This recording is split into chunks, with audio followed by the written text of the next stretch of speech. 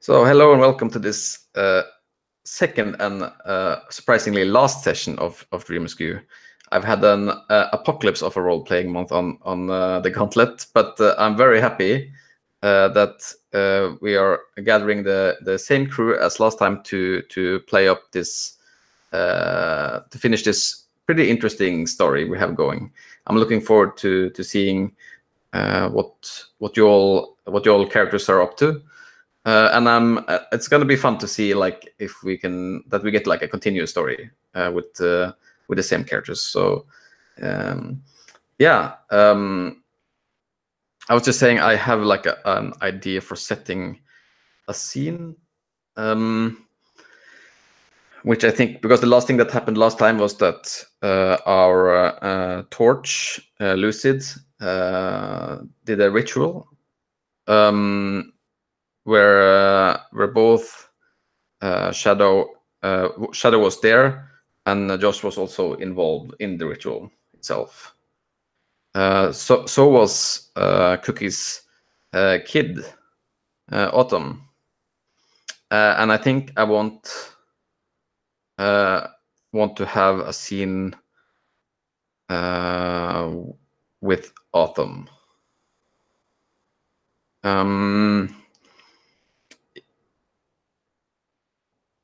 And I don't think it's we have our enclave has a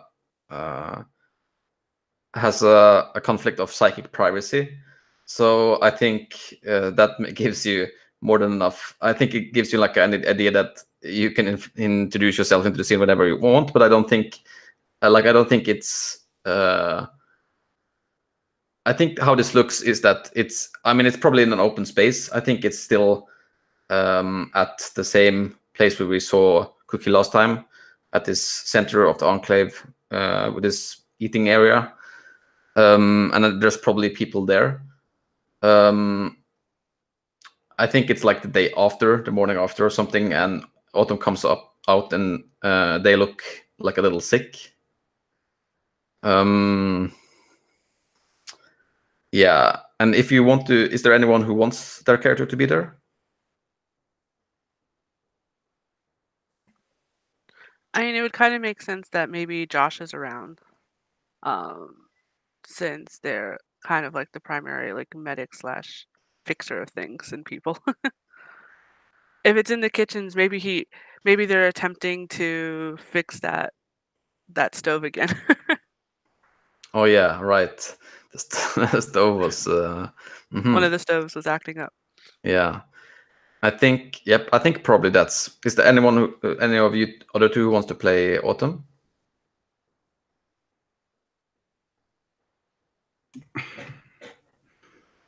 Not really, but I'm thinking that this could be to start the complication, to use the fact that Shadow is being distracted, that Catnip, the impure soul that she's monitoring, they are just wandering around and causing problems around the kitchen common area. I'll play Autumn then. Remind me, what's Autumn like? They are. They have long brown hair. They're dressed like on the masculine presenting side of things, but I think still has like a very slender face. I think they are like 17. I think they have budding like breasts. But yeah, I don't think. And I think they're like a pretty like happy kind of person usually, like or at least like very energetic, always like taking the opportunity to come along for things, like for example rituals. But I think they are a little like lower on energy at this moment. And I think like the scene is, I want to describe how this kitchen looks a little bit again. I think there is this I think there's like this big mushroom that like is like under where the stoves are. It's I imagine it being like almost like fluorescent light green, but and like the top, the hat of it, and I think it has like but like stem is white, and it's like pretty big and wavy. So there's like it gives some shelter for the ovens and like barbecues that are there. And I think probably Cookie and Joss are like standing over the stove. And I think maybe, let's say maybe Catnip has fucked it up again. Like it was working for like a second, and then I don't know, what was Catnip doing there, Ludo? So we see that there seems to be some problem with the fuel line of the few gas containers that we have that connect to the ovens, and there seems to be a leak that nobody can detect. And Catnip has been seen around there, but they are just on their side, raising their hands. No, I did not do anything. Why would I do something when everyone has been so nice to me? Yeah, and I think like the scene probably like starts when Cookie says, "No, I don't know, Catnip, why you would do something like that after everyone has been so nice to you. I really don't know." But and like looks at the like pipe, but I don't think we have another pipe like this. And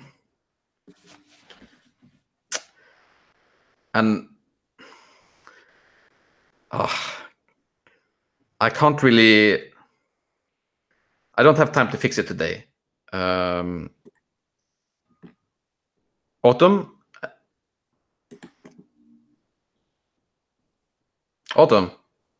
Yeah. Yeah.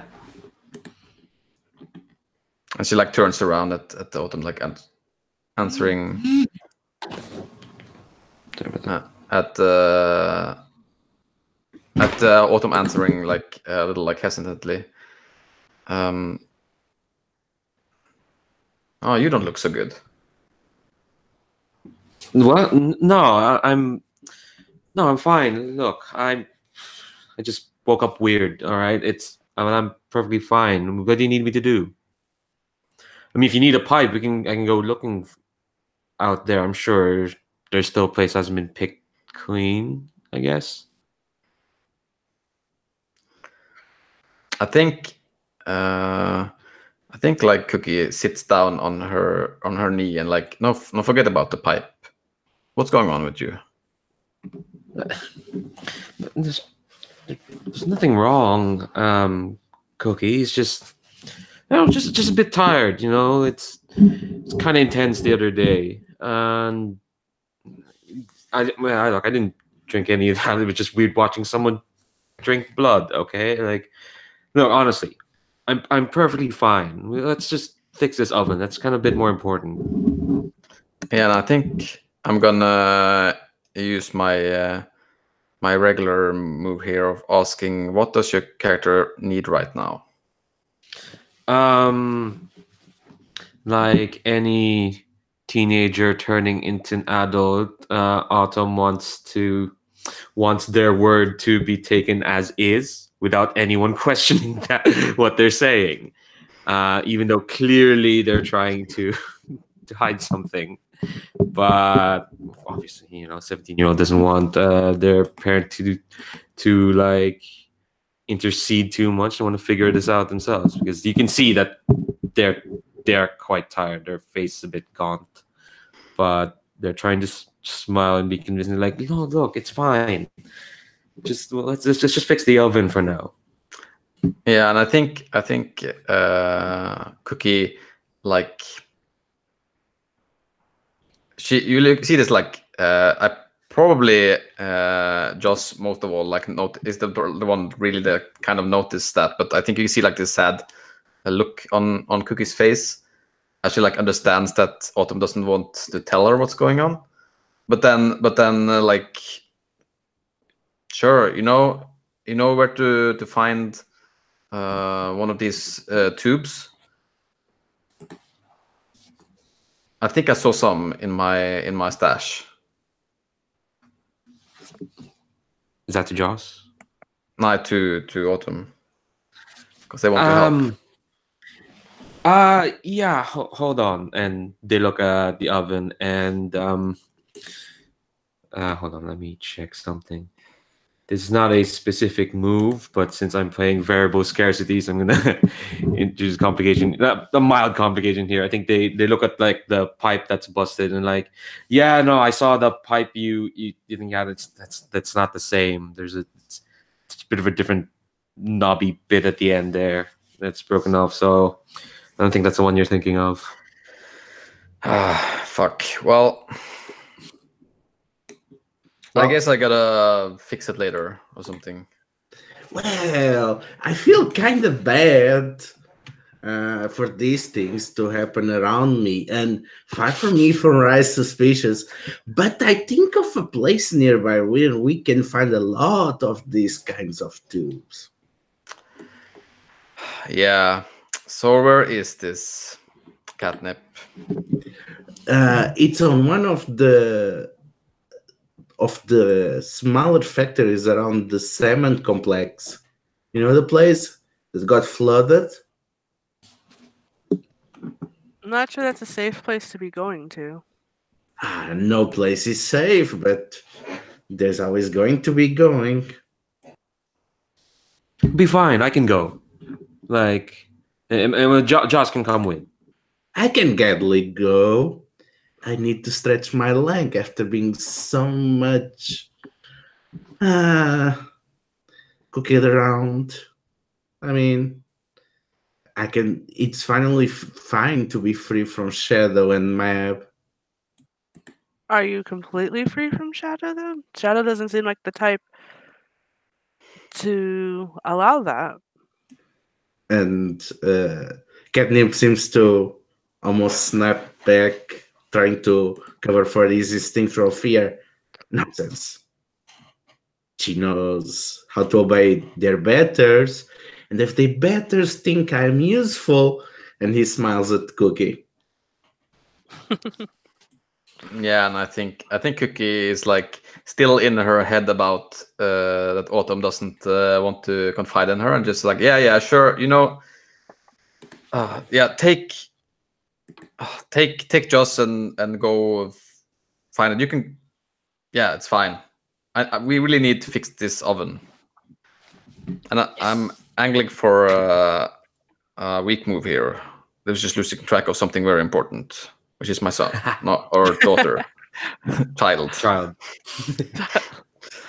Mm-hmm. Yeah, and I think when you say that, just brightens up, not completely hiding the tiredness, but like, yeah, no, totally, I can do. We can go right. We can go as soon as possible, and they run out and then turn back and say, kind of gesturing at Josh. Well, come on, oven's not going to fix itself. All right. Josh looks at Cookie. Make sure no one breaks themselves before I get back. Yeah, and I think like Cookie is like completely distracted with this oven, and like, yeah, well, no one's gonna break themselves. Don't worry. All right, just making sure. Cool. That's in, I think. Mm-hmm. Anyone has any scene they want to do? I think I want to run some kind of flashback or basically I want to see Shadow growing through map stuff, trying to make sense of this situation, maybe trying to get some kind of psychic read because they still feel pretty lost, especially because the encounter with Lucid Ash was not as clarifying as she expected. So, but I don't know who else would be interested in going to feel personal belongings of the elder, well, former elder.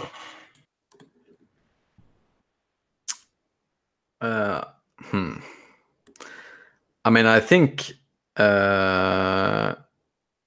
Cookie might. I mean, there's things there, and you know, I need things to fix stuff. So we have different agendas for sure, but I definitely think like that. And somehow also it seems like some people looks to Cookie for leadership. So I don't know. She also just like is expected to do that kind of stuff. Lucid might show up at an inopportune moment. So, but I'll flag that right here before that comes up. Yeah, sure. How does it look in Mab's place? Well, I'm thinking it's a relatively large tent that it's made from salvage bricks and a bit of cloth, but most of it seems to be through dried leather of these weirder floating mushrooms, which they seem to be filled with hydrogen, and when they explode, or well, when they explode, they don't leave anything useful. But if you are careful to drain, they just dry out like a balloon, and their thick hide makes for the excellent leather that is the material for these tents. Interesting. So what kind of belongings did he left? Well, not much. I mean, there is an old coat with still some credit cards. There is an empty frame, which there used to be some sort of photography there, but it's now missing. There are a few empty bottles of wine that clearly he was using for something else. And that's pretty much it. Well, old clothing that he could not mend, but yeah. Yeah, I think probably like Cookie like took the lead and walked in to the tent, and then like, well, this place never really looked like a home.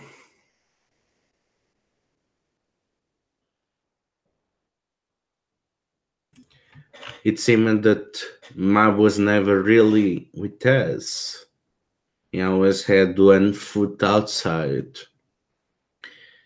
Curious how he ended up on the position that he ended up. And Shadow stares deeply at Cookie. It's all right in the eyes. It's almost like the responsibilities of leadership do not really care if one is ready or not. Yeah, and I think I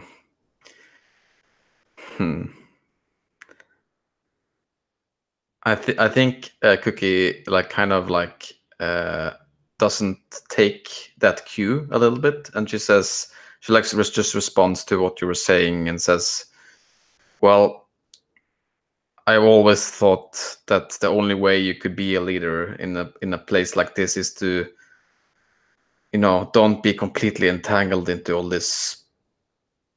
And I think you hear like some sound of people having sex outside or something like that. And it's like my brain never gets time to breathe. I remember I used to envy Mab for this. Oh, the brain having no time for breathing. I wish I knew how that was. Yeah. What you looking for here anyway? Well, Shadow seems to be a bit coy, trying to hide her own feelings. Well, I guess I'm going to be unusually honest. After all, you are to be my boss. I'm trying to make sense of everything that is going on. I assume it's what you came here for.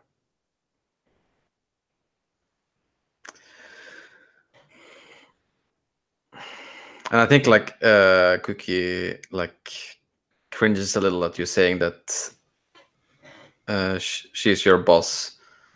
I think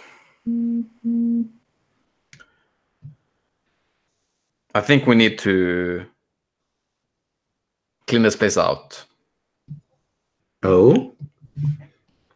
Make something nice in here. Like what?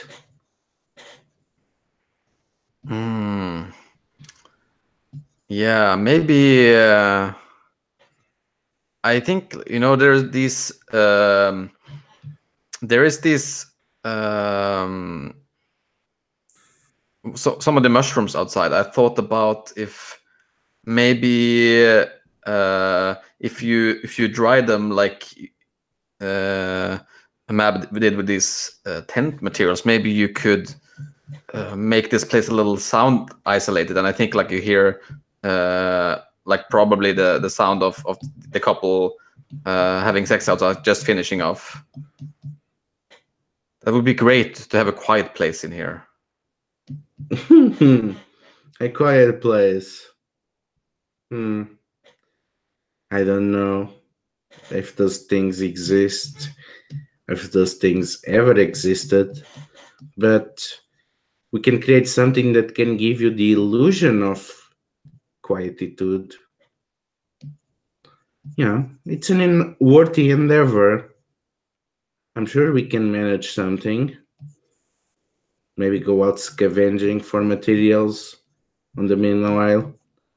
The food stocks, they are never too much, but they're not an immediate urgency. I think we can devote time to this. Yes, and I think you see like Cookie smiling again for the first time today. Probably it's like at this idea of having a project, and she like, oh yeah. I mean, if we could imagine, not just for me, for everyone, like maybe we could have like, I mean, how many people? I guess once a month, maybe you could have like a day in the quiet place. That would be so good for everyone. I think, like maybe even you can, like, oh, that would be nice. Well, that's something that we have to see if people are interested. And if nobody is really interested in this idea, well, can always use this place to store seeds and keep them from getting mold or humidity. Maybe get some electric lighting here to germinate them. That would be nice. Yeah, and I think probably Cookie's already on the way out of the door. Yeah. Thank you, Shadow. It's a great idea. Oh, the idea was all yours, Elder. Yeah, and I think she probably is out of the door before you say Elder.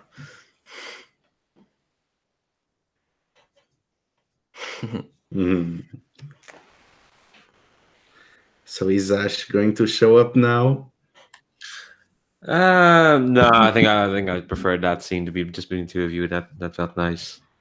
Okay, let's wrap up then. Cool. So, are we seeing what is Lucid Ash up to?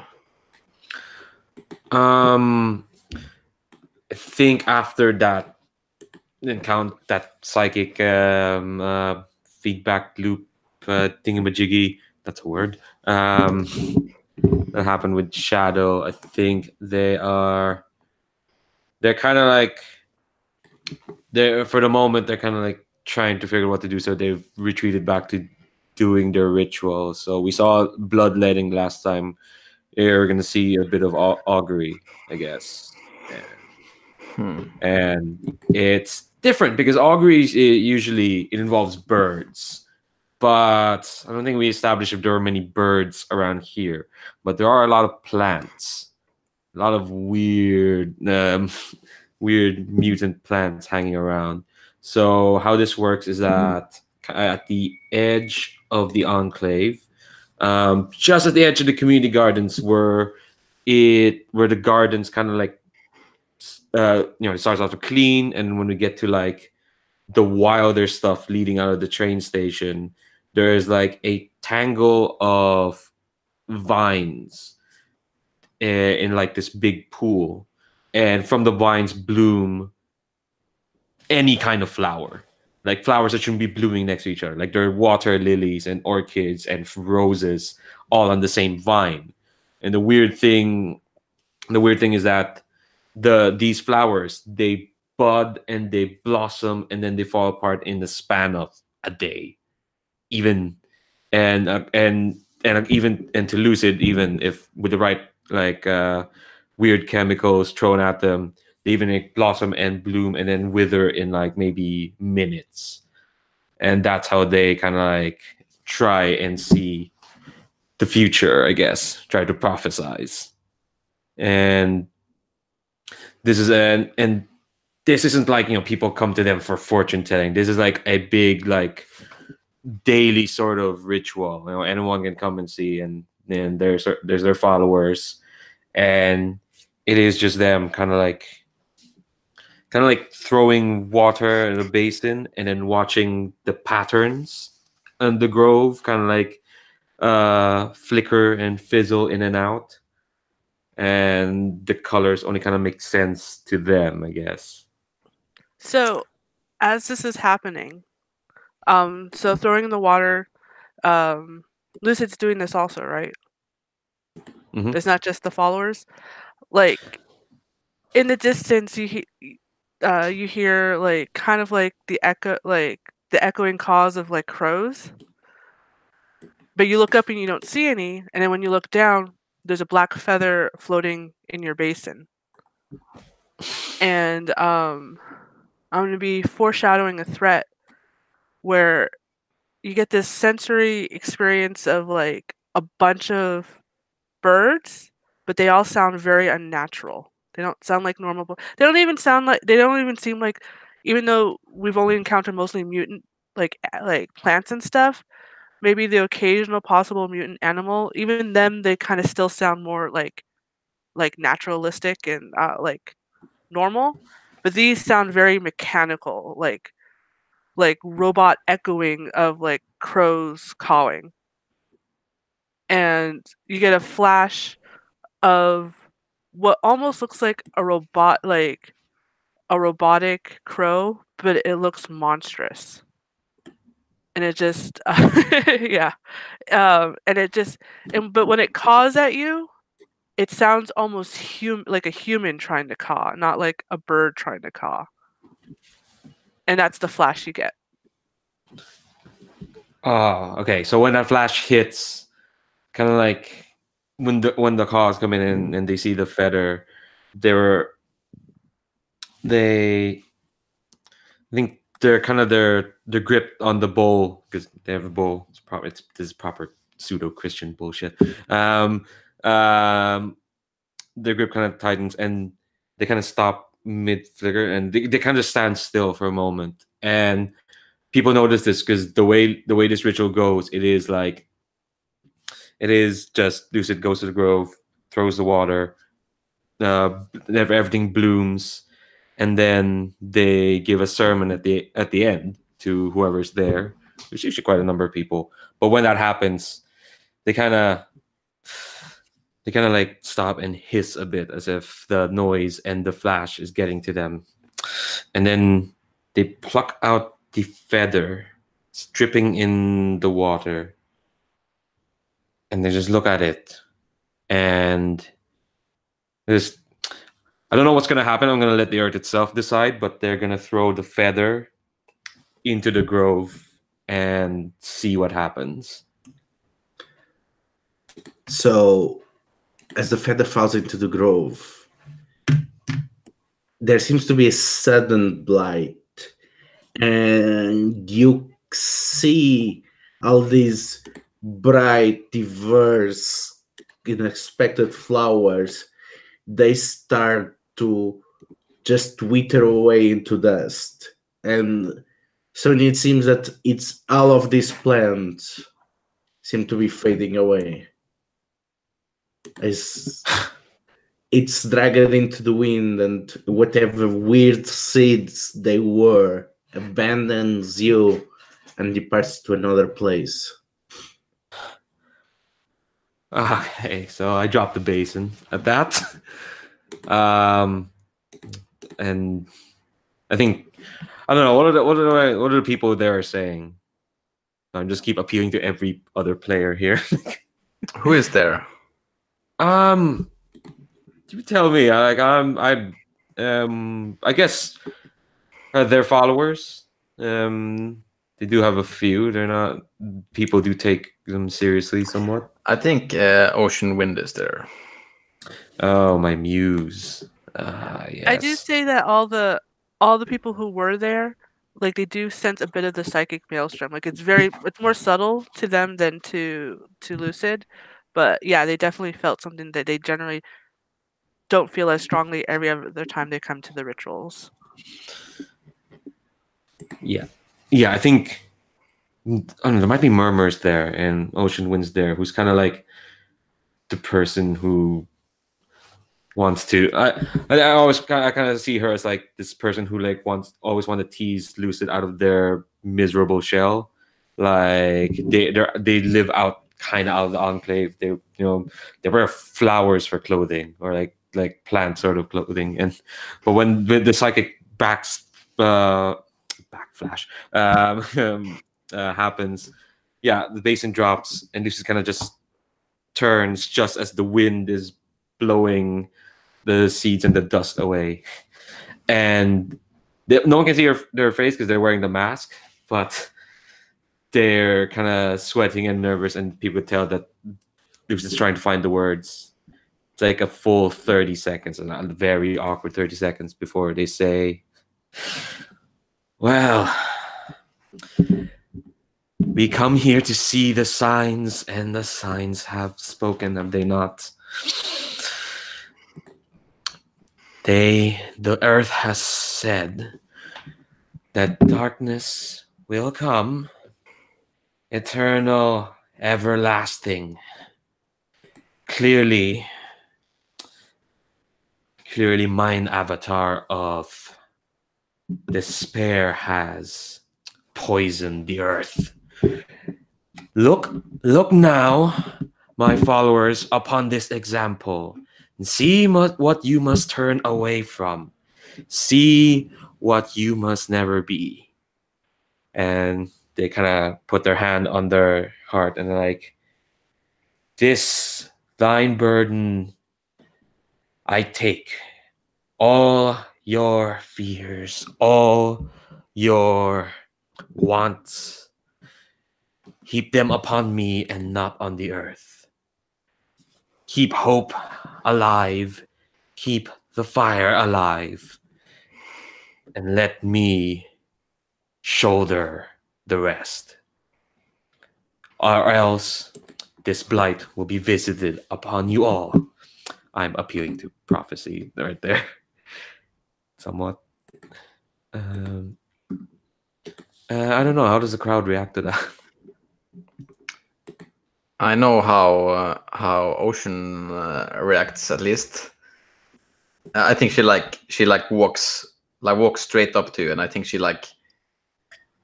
takes I think she grabs your like hand pretty like fiercely. I don't know, is there like and like pushes you into like a mushroom and says, "Oh, I love it when you sound wise." And she like, I think she like licks your ear, and I don't know how does Lucid react to this? They're not. They're getting to the point where they're used to it, I guess, but it's still like not there. I think Lucid kind of stiffens once the lick happens, and they're kind of like they stand up and trying to gather a bit of their dignity back, and they say, "Well, see now an example of what you must be then. Uncaring, fierce, and wild. Are you not, Ocean Wind?" Yes, Lucid, I am. Now let's go be fierce and wild together. and I think she like giggles a little bit, and I think she says, "You should really, you should really go tell your city buddies about this stuff." I think when you hear that, Lucid kind of gets close to Ocean, like, you know, that near nose to mask, I guess, and Lucid's like, "Well, you know very well the city doesn't care. The city would look upon you and me and think us fools. If you want to bring my teachings to them, be my guest, but I know what would happen. No, Ocean, please, let's not be coy and just be straight with what you want." I mean, you know, I can't bring the message. You're the prophet. I'm just a follower. You're my jester, aren't you? And I think she smiles and like shrugs with her like shoulders and like, "Whatever you want me to be, Lucid. I'm just saying you should share a bit of your great gifts." I'm sharing all I can. What else would you want me to do? Yeah, and I think like, I think she like takes her like upper whatever was her clothing from on her upper body off and says, "I don't know. Maybe stop being so coy about it, Lucid."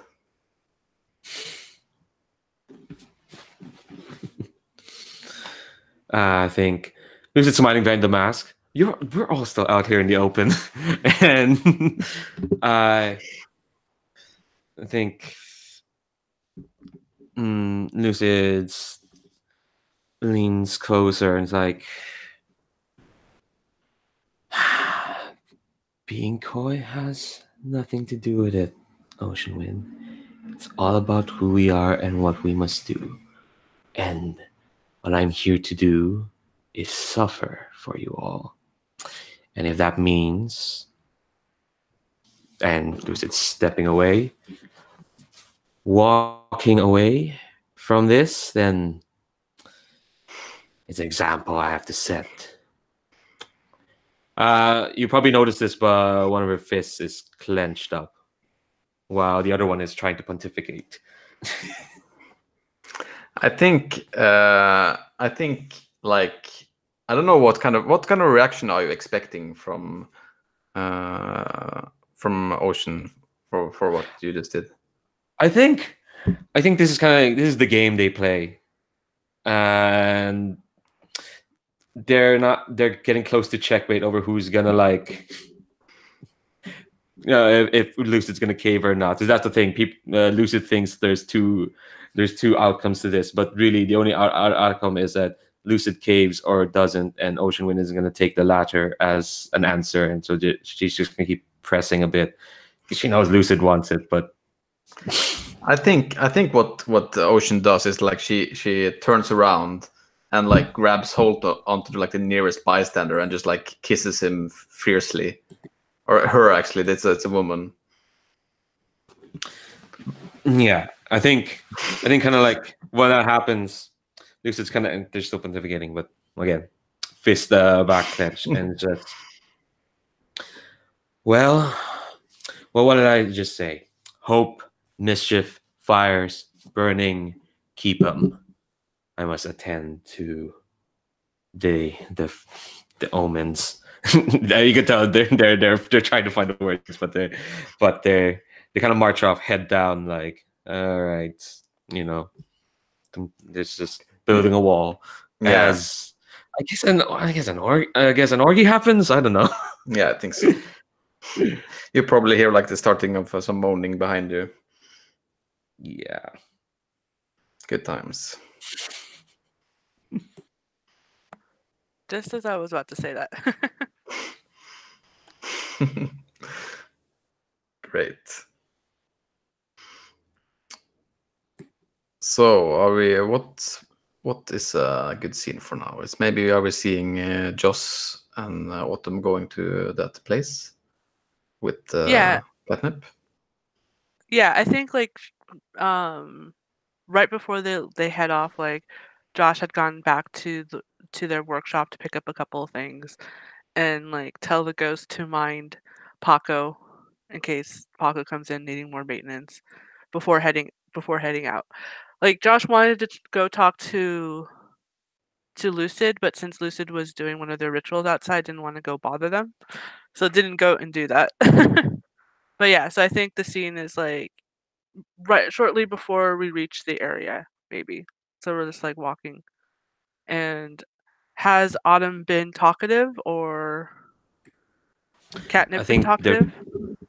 they're talkative in the sense that they want to talk about anything else than themselves. So they're more they're they're saying more like, yeah, I've been out of the enclave now and then, but it's always weird because it's not as colorful, I guess. Like again, it's kind of like the road you're going down on. It is doing that Fallout style. It's bleaching away and turning a bit gray. Hey, that's right. And Autumn's kind of like pointing out stuff like, we shouldn't bother going to that gas station. It's kind of picked fairly clean. Like maybe you can get some slightly rusty bolts. I mean, people say you can have enough bolt. We can't have enough bolts. They're very essential. And then Cookie was saying we're almost out of pens. Like, I mean, people need pens. I'm not really sure for what, but I mean, it's not like people can't just remember things. Like people should train themselves with that. But well, we're nearly out of pens. Like I don't know. How do you feel about pens? I think for the most part, like Josh just listens, like kind of not necessarily tuning out, but kind of because they're used to having Paco and Elena around, like chattering at them when they're working. So it's kind of used to zoning out. But so I don't think at first they noticed that how different Autumn's acting. So you kind of they kind of like tune in. It's like, oh, pens are very useful. I always need pens around. And just kind of looks quizzically at Autumn and looks at Autumn like, I think for the first time really since this whole thing, because before Josh was distracted with the stupid oven and everything, and then a little bit distracted with Catnip, being Catnip basically. Yeah, you keep looking at Catnip, and it seems that every time that Taunton distracts you, he seems to drag his feet a bit, try to stop, look around as I'm scouting, like looking for an opening.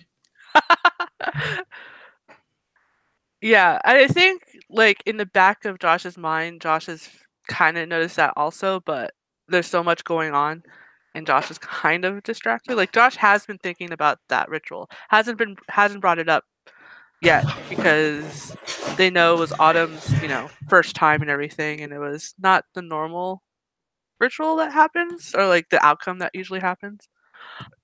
Excuse me. So keeping kind of like a little bit more focus on Autumn, but kind of keeping an eye on Catnip because Catnip is a little distracting. Because is everything okay, Autumn? You seem Yeah, different. no, everything's fine. Like, I don't know why people think it's no. I know. It's I know the rituals. Lucid is an interesting character, and their rituals can be intense sometimes. I mean, sometimes nothing happens and you fall asleep, but don't tell them I said that. But yesterday was a little weird. I mean, I don't think I a had little much of an weird. impact. Yeah. They're not always like that. Well, usually Shadow doesn't show up and tries to cause a standoff. And you can hear from Catnip at the mention of Shadow.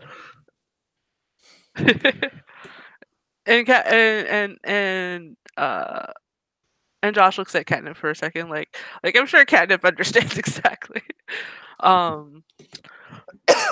Excuse me. Okay, so what are they like normally then?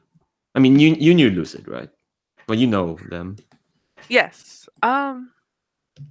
Usually it's just a very nice.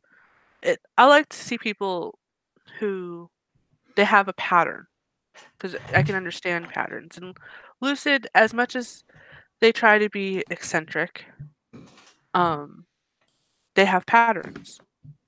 And it's what you see. Either you interact by letting yourself get cut, or you're throwing water in a bowl, or if the few times a few birds come by, we get to talk to the birds.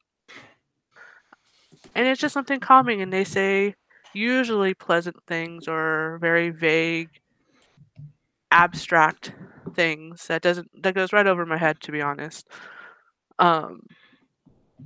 But yesterday there was just something, and I don't know if that's because of Shadow or not, but it was a lot more intense. It's usually not so intense, at least when I've been there. Okay. So it's okay if you feel uncomfortable, if you felt uncomfortable about it. How's How's the wound healing up? And Josh like gestures, doesn't actually touch Autumn, but like gestures to like willing to look at where the cut happened. No, it's fine. It's and they're kind of looking around, and they're furtively looking around, and yeah, and it's fine. I'm sure nothing's wrong with it. And they kind of show you the cut, and trying to remember where the cut was. I think I think it was on the arm. it's on the arm, and yeah, it's fine. It's fine. Like Lucy did the bandaging and whatnot. It should be fine. And all right, hold on. Let me look at this. Oh my! Oh, I have a move called Spread Disease. All right. I think you see it's a small cut. Like, why am I looking at this thinking you can see what I'm seeing? Yeah, it's a small cut around here-ish. Mm-hmm. And yeah, you can see like it's bandaged and whatnot, and you can't really see all you can see is a bandage. You can't really see like the wound, but you can see poking out from like the edges of the bandage like these like silver lines, Mm-hmm. kind of like poking out of like it looks like and the weird thing about these lines that they're none of them are waved, they're all like straight lines. It's almost like circuit lines. Ooh. Like and it's not that much, like maybe 3 or 4 of them, and they go out in like straight lines coming out, but there's only 1 or 2 of them, but like you notice them because you're the Stitcher. Yeah. So. Immediately Josh like sees that, and then because Josh also participated, looks at their arm to see if they have the same thing. You don't. They don't. Okay. Yours is fine. And so Josh like does like just rubs their own just to like double check, like feel for it. Maybe it's underneath the skin and it hasn't appeared yet. and this Yeah, you cocks don't- cocks their head a Hold little bit, like okay, that's new. Does this Wait. hurt? No, that's the thing. I mean, doesn't really hurt at all. At all. Like I don't know. I woke up maybe somewhat lightheaded, but I just thought, it was intense, and there was a whole psychic thing. But other than that, I feel fine. Like, walking, talking. Like, I don't feel peaky. Guys, So Josh, yes. guys. Catnip points out to the horizon. It's coming, and at the distance you can see a massive discard of bluish plasma as a storm appears on the horizon and seems to be getting closer. We should get for shelter. We cannot get to the old factories before it gets to us. Shit, you're right. Back to the gas station. There's a basement there. We can just go there. Quick, let's hurry. And I nod and and yeah, we follow Autumn back towards the gas station. Sorry. No worries. And then so just looking at something real quick.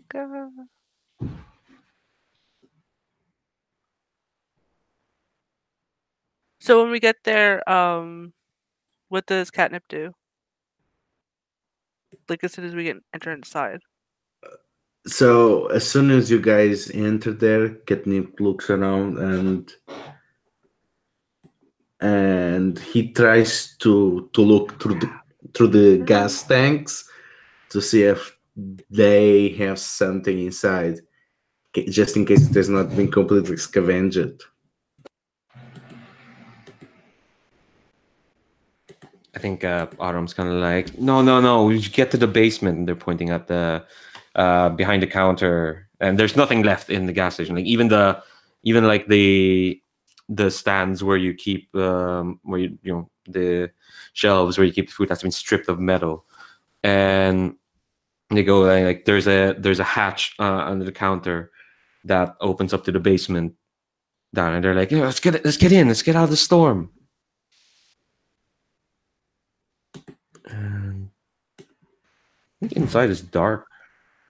Josh, do you have anything? Yeah, Josh has plenty of visible tech and pulls out something that's like a light, like a portable light source, to go underneath. And Josh also, like, with the plasma storm coming closer, looks a little bit more scared than normal. Like, there's been storms over the Enclave before, but we've all been safe inside. Excuse me. But they look a little bit more like nervous and scared about this. And yeah, just quickly like shines a light inside, and there's like a bunch of old like, because it was used as probably like a storm hatch,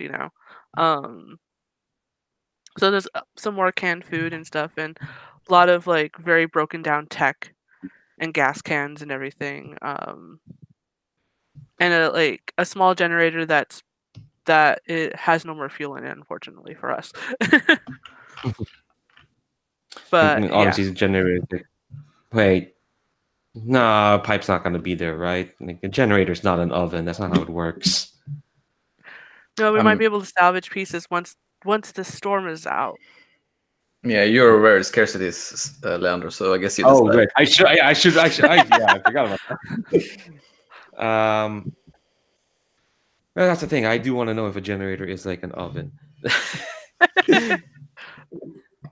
I mean, an oven, basically all you need is energy and the resistance to come through to turn Yeah. Well, to it also depends on what type of generator it is. Like, I presume it was a gas type generator, so because there's crank generators, you Yeah, could technically I convert a crank generator to work for an oven. Mhm. Sorry. let's go with that because I kind of don't want to be cut off Joss too much from the Enclave unless bad shit is going to happen and bring them back. So let's say, yeah, that generator is like an oven.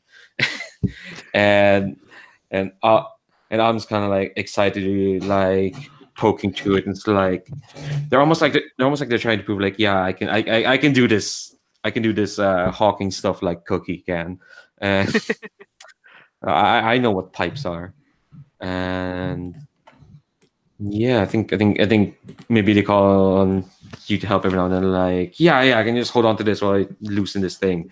I know how generators work, and I think that you find a pipe there, and Autumn's like, Autumn's kind of like, yeah, and I think they're far more excited than you probably expect. Yeah. Josh is still once again distracted because of the oncoming storm and everything, and also now the new problem of what's going on with Autumn's wound, because that's very unusual. Um, but does help out and is just, but mostly distracted. And I'm sorry, my Yeah. internet cut off. What happened to Catnip when? Well, he went with you guys when he saw that there was nothing to scavenge. So is the generator working now? No, we No, just took we're- it apart to grab a pipe so we can fix the oven. Okay, so as Autumn is working on this, there seems to be this soft rumbling, as you know, it's like the soft wrestling of leaf against leaf, Mhm. and you can hear this cracking, gentle sound coming from the dark roof, and Catnip looks at his arms and it's covered in pollen. Oh no! It's a moisture farm. It's full of trappers. And you can see leaves slowly extending as they leave this paralyzing pollen in every direction. Careful, they follow the sound. And Catnip starts to feel his arm numb and is unable to give further instructions. And the leaves go towards where Anton was working and were causing all this bustling activity. I'm trying to think what move this would be. Yeah, I'm deferring to you. I don't have any moves for this scene.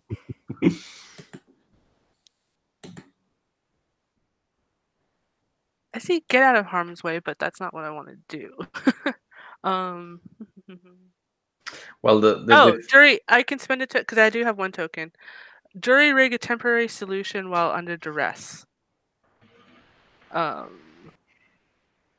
think I'll do that. So like, I think what I do is I push Autumn out of the way, because Autumn's a child, in Josh's eyes, and quickly, and with all like the parts that are like scattered because of the generator now, quickly whips up along with what tech they have, to create a not a humidifier, like a purifier, with using to try to and what it does is sucks all the pollen through it, but it doesn't get like 99% of the pollen, not all of it, because obviously it's crude and everything, to hopefully give it a path where we could stay safe. Yeah, I think that's enough to let us get away. Or yeah, I think it's it would be a good point to just like leave the scene there. We don't need to see them go away. Right. Yeah. But and then Josh's like next action would be to try to take care of Catnip also. if possible. Let's grab a small break here. Okay, Maybe back at 45. So in 6 minutes. sounds good. Cool.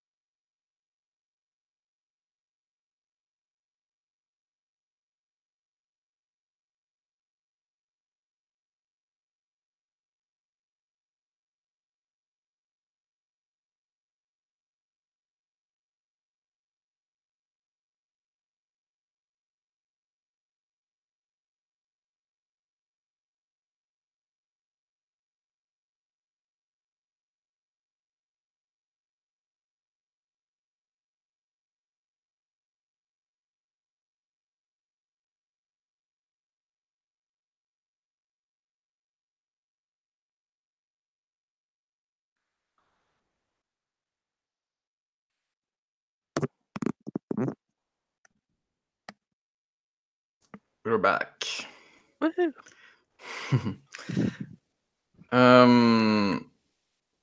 Yeah, we are I guess we're good for the next scene. We can cut back to that other one if we want, but I think it's an interesting place to leave it, to see if someone sees a storm or something.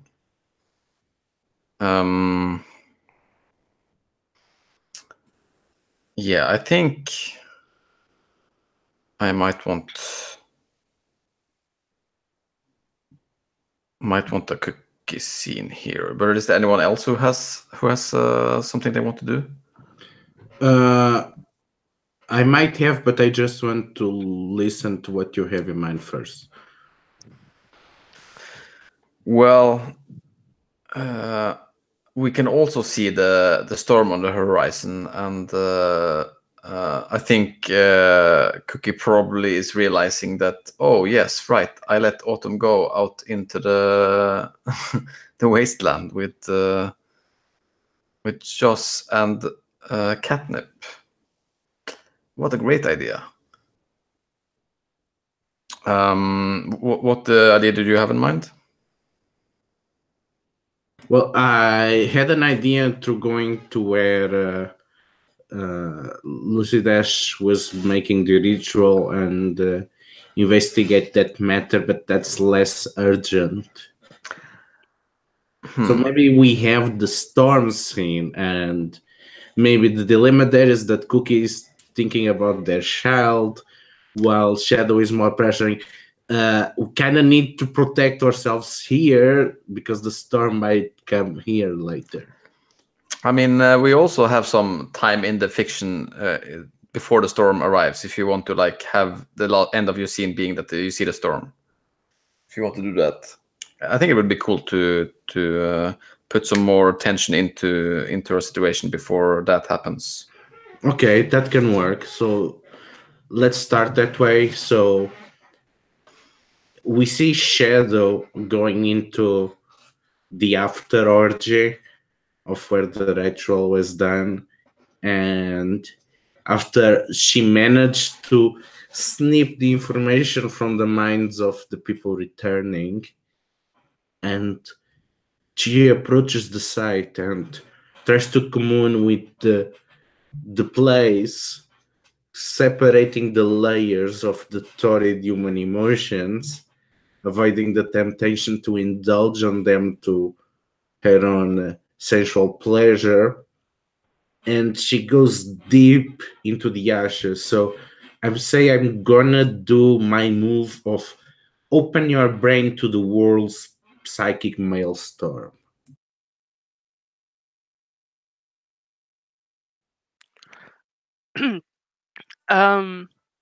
What are you hoping to look for in the psychic maelstrom? Is there any specific thing, feeling, mood? Just to be an adequate vessel to what it was trying to tell Ash. Okay. Generally, when you're in the psychic maelstrom, how does it come to you? In visions and feelings, like watching a movie?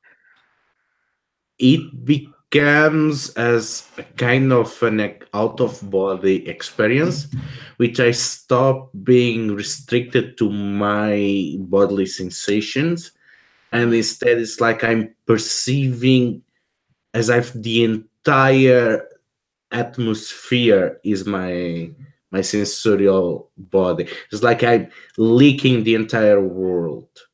Okay. So obviously, because with the orgy and everything that happened, there's a lot going around here. So, and because the orgy was more like of a celebration of like the earth and everything, and obviously in deference to Lucid Ash, it's kind of it like you just feel the sensations of that, of like this orgy happening onto the earth and everything before you're able to like zone in more on what Lucid Ash had sensed and felt. And normally Is this the first time you've done this, where you've vampired off of Lucid Ash's rituals? No. Again, because of her sexuality as a nice femme, this is pretty much the only way that she can get Okay. true sensual pleasure is exactly by communing with the intimate emanations of others.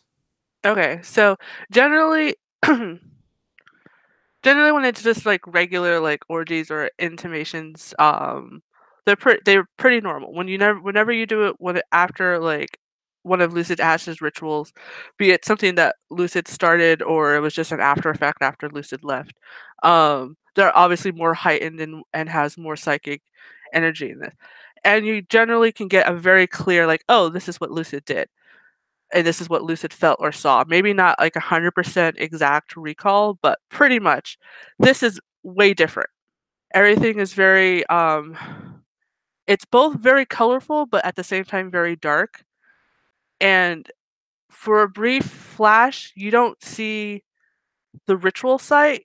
You see where Lucid originally came from, the society, one of the towns, like very pristine, as pristine as a post-apocalyptic pristine can be, with very like still technology still being used, and you hear that robotic cause of the crows, and in the society, you get the sense that they're like security drones, and it's a very brief flash before like you're flying over the ritual site, and it definitely looks very like cyberpunkish because it's not regular sight you're seeing like random lines of code and everything, and you see Lucid Ash and the rest of the people that were there, um and then it swirls around to Lucid hear like what Lucid heard in the terms of the crows and the sounds, you hear almost tenfold, like echoing and reverberating in your head. And there's a like what do you call it? There's a type of like dark feeling to it that's very unnatural, and you can almost sense what the psychic maelstrom feels against the earth. That you don't feel the earth's feelings, but like the psychic maelstrom feels like the earth is not happy with this. But that's the maelstrom's interpretation of the earth. And yeah, just a general sense that there's a foreboding, and it might be indirectly connected with Lucid Ash. And then it like everything blanks out for a second. And Shadow wakes up from a moment of bliss and that damn apocalypse tourist is going to be the doom of us all. I should have told Mag this. Well, there is no time like the present. And she turns as she sees the rumbling plasma storm. Well, I guess I did not see that coming. And we end up the scene there. Yeah, and I think probably it like the scene probably like smash cuts to this like exact same like rumbling with Cookie standing in I think this is actually like her home, and she is like I think it's like kind of like a tree house or something like that. It's on top of like a mushroom or on top of like something like that, and I think you see like there's like this big domed. It's not a window, but it's made out of, it's like a plastic. It's like an opening that's covered with plastic, and I think Cookie like changes the plastic regularly so that it's a kind of plastic that she can see through, and she kind of like sees, like you see, I think you see like the fluttering of the plastic as the wind increases, and I think you just hear her like I think you just hear like hear her like shut fuck Autumn, and I think you probably I imagine this being like I don't know exactly how this psychic connection between us is, but I think you kind of it's like a very sharp emotion, so I imagine it being something that most people around can feel if they're like even slightly attuned to the maelstrom. Like this kind of like feeling of desperation when you've forgotten something important. Yeah, I think with people who are attuned to it, they can feel it. People who are stronger can almost feel like feelings have a voice, so they can almost tell, oh, Cookie's worried. Not specifically what Cookie's worried about, but like, oh, Cookie's worried. And obviously this would only happen in extreme emotional psychicness. So it's usually either something very happy or something very angry or something very sad. So they definitely sense that through the psychic maelstrom. And I think with the storm coming, it's a little bit more stronger than normal. Yeah, and I think she runs down like the stairs from her house, and like there's probably already like people, like all the people there are looking at her. Is there anyone, any of you two people that are presently in the camp that is there? I mean, Shadow is going to come back as fast as her clothing allows. Yeah, probably at the same time. Then, yeah. What about Lucid? See, after that, I don't. Yeah, after all that they've seen, I don't think they're showing their face anytime soon. At the moment, they're ruminating over that. Yeah, As I think much as actually they- most people are there, and it's very like obvious that Lucid isn't. Yeah, I guess I don't think Cookie notices, but I think like there's a lot of people who notices because you were in the center of attention just a very short time ago, and you're not there. And I think like in front of these people, this is like people are looking at Cookie, I think, and Cookie is just like, well, we need to get them. We can't leave people out in the storm. Yes, we need to get them or people to safety, Shadow pontificates. We need to make sure that nobody is left without shelter.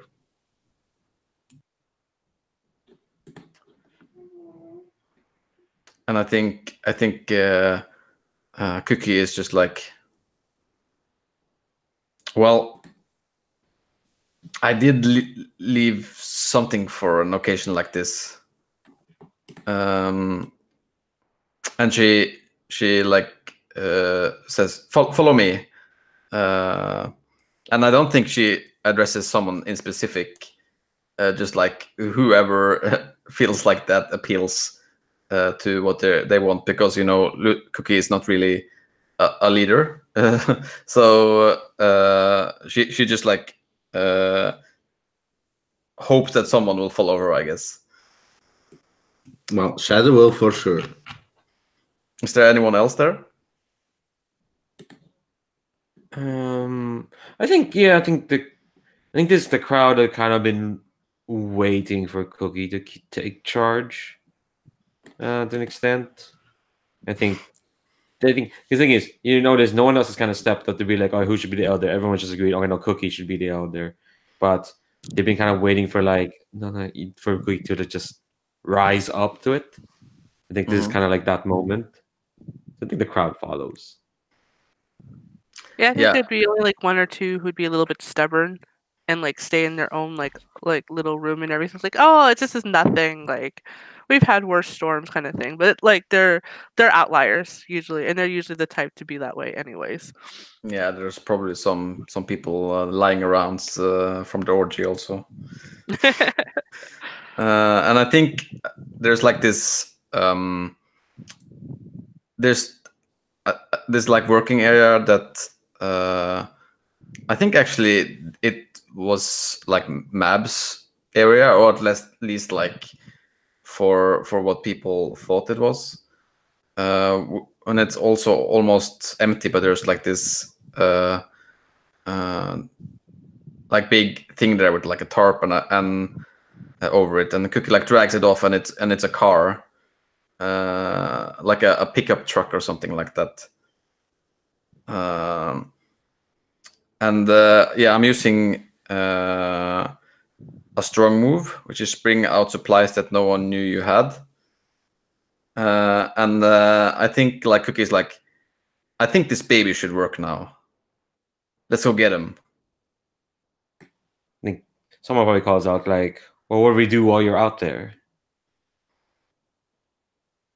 She like she looks back back at who asked that? Probably not any of the NPCs we know. Hold on. Make an NPC. Okay. Their name is Emilio. Yeah, his name is Emilio. He's got. Imagining him having a vest and cargo pants for some reason. He's probably late 30s, curly hair. He's kind of like he's Latino anyway, and he's got a very nice mustache. Like it's like luscious. People on the Enclave know him as, oh yeah, Emilio. His mustache is awesome. Yeah, there we go. And yeah, so yeah, he says that, him and his mustache. And he's like, well, what?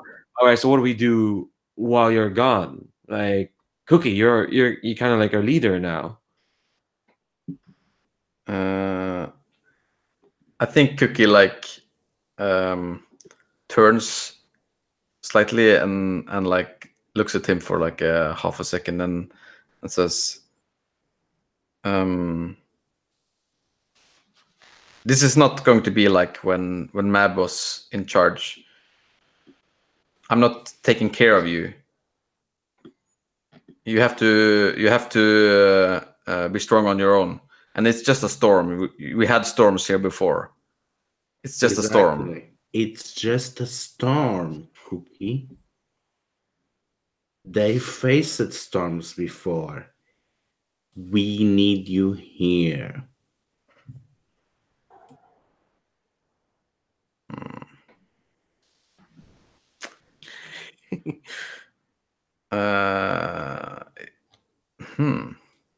Is Shadow saying that?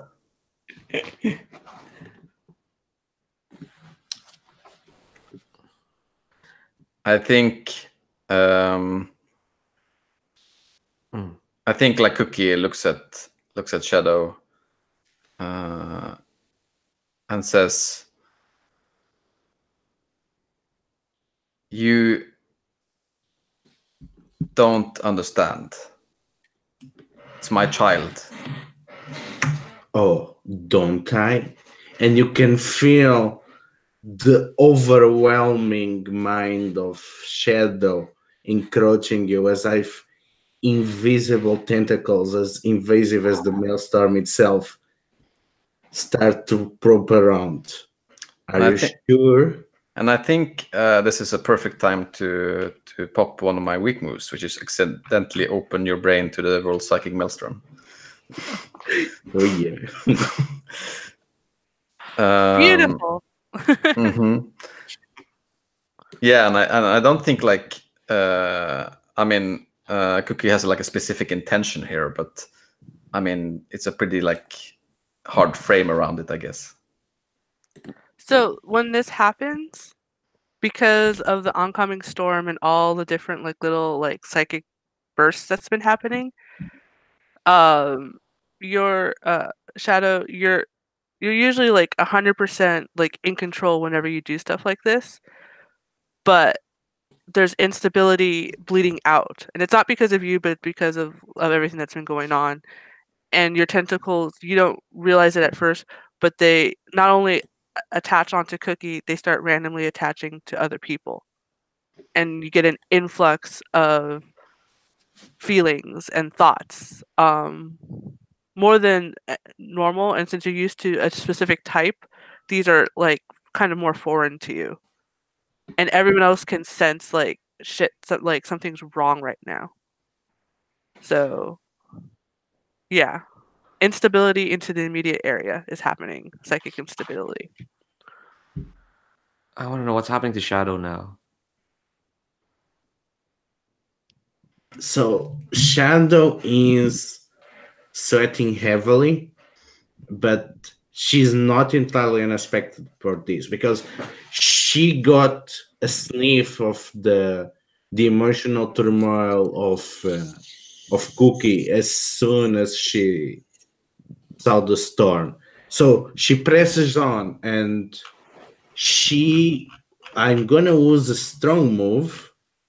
I'm gonna use your psychic gifts with artful precision, and I'm going to go through all the confusion, reach into Cookie's mind, and try to show her Autumn so that she can be at peace.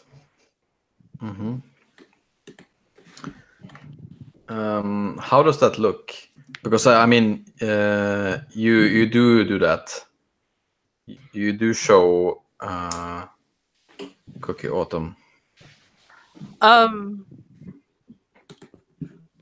Like the first sensations you have of the tentacle, it felt like one of those like pressing migraines, like that, like your brain is squeezing, like and then there's like a sudden relief feeling, and it's kind of like as if you're like remembering something from the past when it's not from the past, it's from the current. And what you see is Autumn and Josh and Catnip hunkered down while Josh is holding this weird contraption trying to keep like pollen away. But what you also see is there's a glinting on Autumn's arm. You can't discern anything else. And then like when you're remembering something, it's not very specific, but it's not, and then it's fleeting. But Autumn doesn't look scared. But there is that same like uneasiness that you saw in Autumn, like before they left. Yeah, and I think like I hear like the voice of Autumn like in my head, telling me that they were fine from this morning, and like I think you see like Cookie breathe heavily and like a deep breath, and she says to like all the, and turns around, I think like to all the people. Right. You need to bolt down the tents. Take everything that's loose inside of the hall. Make sure that we have everyone inside. Also check the area where there was I heard some moaning earlier. I suspect perhaps there was an orgy of some sort. Someone shouts out, "There's always an orgy." Well, just make sure they're inside and awake, or at least inside. And I think she just like looks over to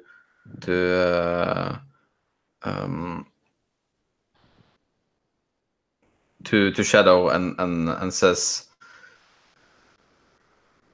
"Sure, and you go find Lucid. I haven't seen them all day. We need to talk about Lucid." Well, for now, just make sure everybody's fine. Yes, but remember for the future that being the elder means that you have to take care of our people, and our people above everyone else outside of the enclave. And Shadow goes away to obey her request. Yeah, and I think what Cookie just did was lie fairly convincingly. Cool. Awesome. And So I think like before we go back to Josh and maybe before Shadow finds Lucid, I was thinking of Paco finding Lucid because Okay. Paco's about worried about themselves and then worried about Josh, and Josh was always not realizing it, always talking about Lucid even after they broke up. So like so in Paco's mind, Paco's like, oh, another safe person would be Lucid. So where is Um, Lucid since they weren't at the uh, main area? They wouldn't be hard to find because they're actually at Joss's workshop. Okay. That's Yeah, convenient. yeah, it's quite convenient because I don't think Paco would find where Lucid lives. Lucid lives in a hole in the ground, so so that's tricky to find.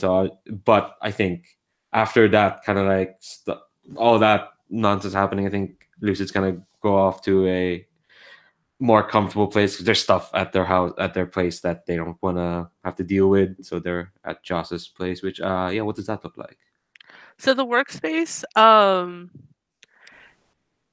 at first glance, it looks cluttered like most any other like people's places. But if you know Josh, uh, everything has a spot.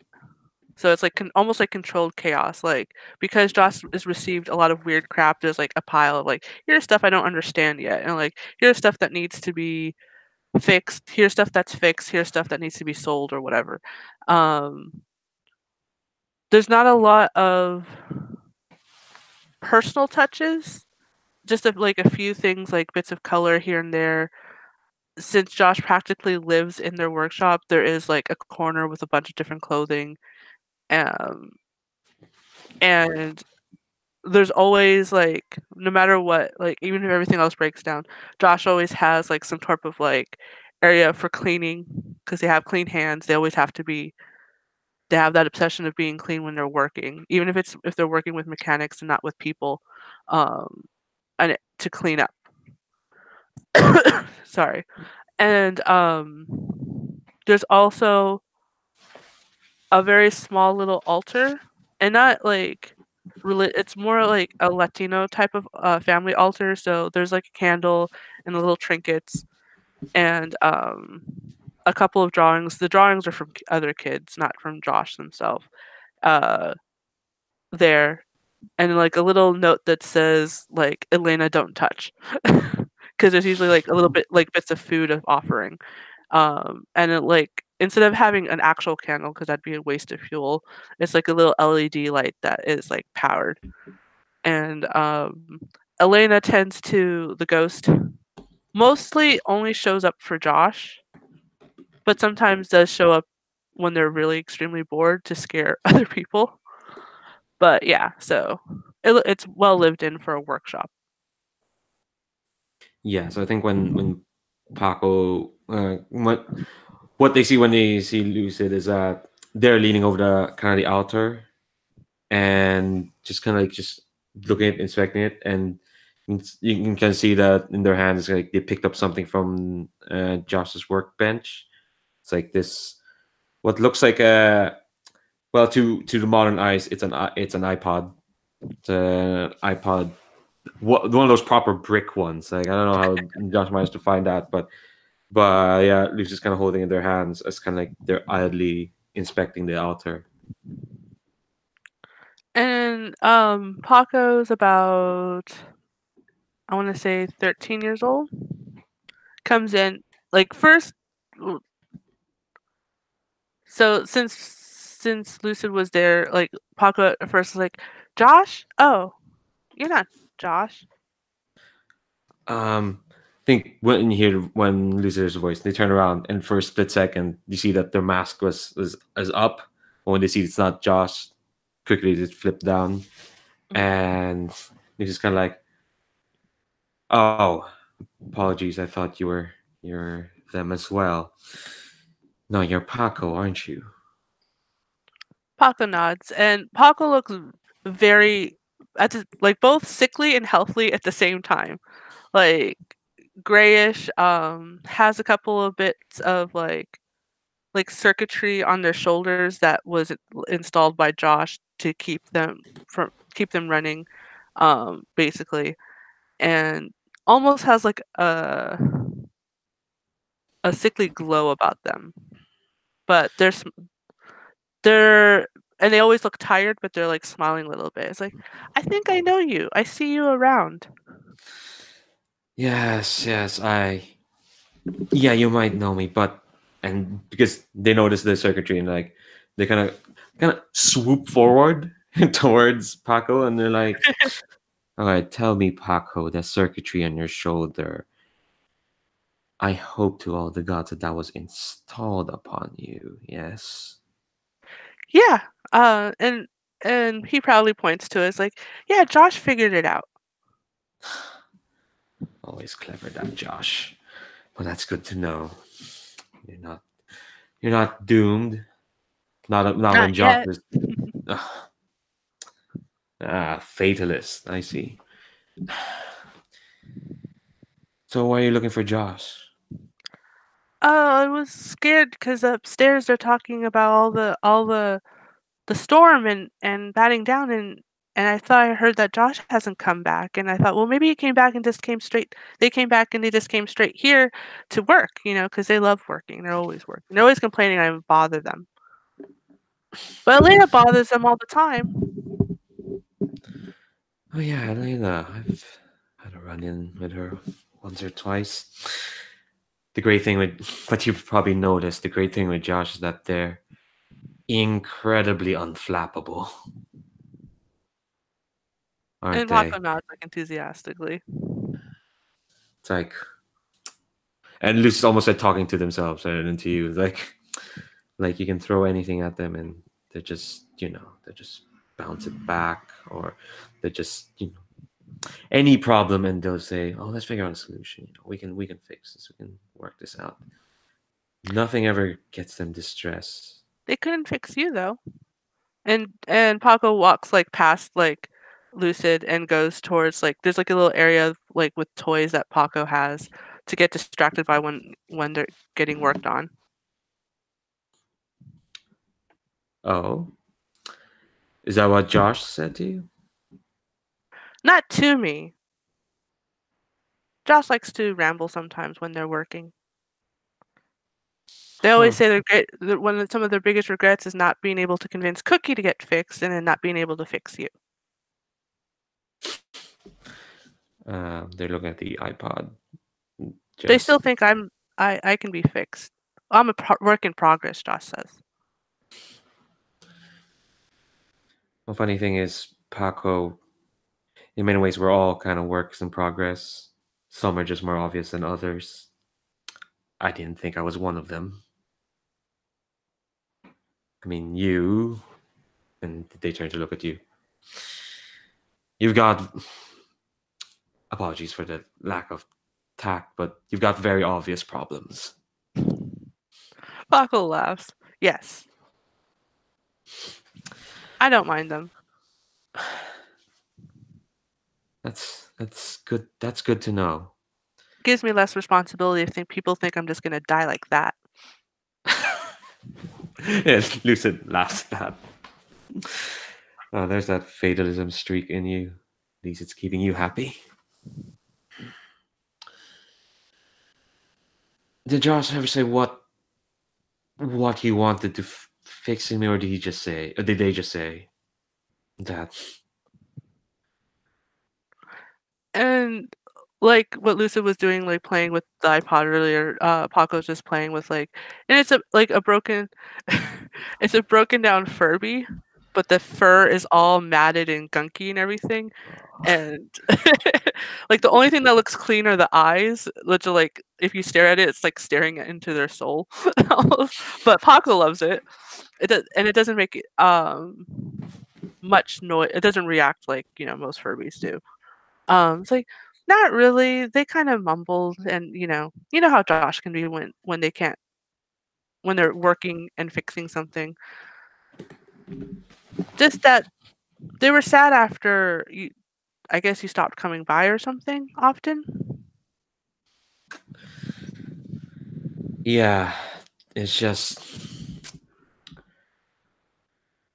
I wish I could say there was some big incident or some big blow up, but it never is always that case. It's the little things. The more you learn of what other people like, the more you learn what you don't like about them. And I They just think didn't want to make the same mistake they made before all this. Whatever this is. I don't know. This is all I know. we all make mistakes, and at least he knows not to make his again. There again. Sorry, pronounce. At least they know not to make. At least they know what mistakes they made. Losers look at the iPod again. It's like, wish I can say the same for myself. Really, Do you think Josh is okay? I think Josh will always be okay. Whatever the world can throw at them, like I said, they can take it.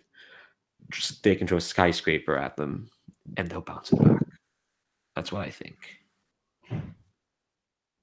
Yeah, that seems like Josh. I mean, they got all these gadgets. I mean, I'm sure there's a gadget to stop a skyscraper. And Oh god. Paco plays with like the Furby and presses a button, and instead of making the normal Furby sound, it makes that robotic caw sound, and then it dies completely. It's like, ah, Josh told me not to play with it too often, and then like sets it down. You better get somewhere safe, Paco. Josh will be back soon once the storm's done. As put down that iPod, kind of look at it like, that's a really old mod. I'm not used to that. And no, I think they muttered that, and maybe Paco hears that. Like, that's a very vintage model there, and Lucid's like, yeah, stay safe. I think Josh wouldn't take it if one of their projects that are in progress, gets stopped permanently. Take care of yourself. Paco nods and starts to walk past Lucid again, towards the exit. And it's like, I mean, I'm gonna be one of their failed projects. I'm just glad it's not yet. But I don't think they've given up on you yet. And pats like Lucid's hand before like scurrying off. Yeah, that's not disconcerting at all. I think that kind of scene ends with like, kind of like as Paco's of the camera panning away from Lucid alone at the workshop, just like, and you can see maybe the camera cuts forward and they're still wearing the mask, but you can see their lip is kind of trembling a bit. That cut the scene there. Yes. Should we jump back to Josh? Because I don't know, because that means it'll be us again. I'm not sure. Seems about right. Okay, we'll just keep this going. Okay. Maybe like a little bit more forward in time, like Yeah, when they are getting to the factories or something. I'm trying to think, like, would they go? Well, they don't need to anymore because they got the pipe from the generator. That's true. So maybe we can have them coming back. So now they're chasing the storm because the storm passed them and it's going towards the enclave, and so yeah, like now Josh is worried about the enclave. Like, oh shit, because it was pretty major what happened, even though we were safe underground for the most part. I think when you all come out of the gas station and the storm is passed and is going towards the enclave, you kind of see what from the direction of where the storm came from. This let's say a heavily souped up camper van is kind of driving towards the three of you. I say you, I'm there as well. And the camper van it's very souped up. It's like lots of like metal sheeting stapled against it. There's like a battering ram at the front with these wicked spikes, and it stops in front of y'all. It's this armored, kind of seething looking camper van. Josh immediately pulls out like a weapon. It's an improvised weapon, but keeps it to their side. Like Josh has been out here before coming to the Enclave and knows how bad it can be, and tells Autumn to like stay behind them. We're too worried about Catnip because they figure Catnip can take care of themselves. Yeah, what's Catnip doing? So Catnip seems to be very frustrated at this, and he's like, I cannot believe you are going back empty-handed for once. And at some moment he just stops and sits down. There's no sense going after the storm. We can just go back when it clears. Just what is all the fuss about? Let's just stay here for a while. I have to take care of them. No one else is as good as me. And if we wait, there could be more casualties. Oh, please, you're just a kid. I'm just a kid? How old are you? I'm 26. I'm pretty much an elder by this day's standard. I kind of forget how old I made Josh. I think he's in his 20s.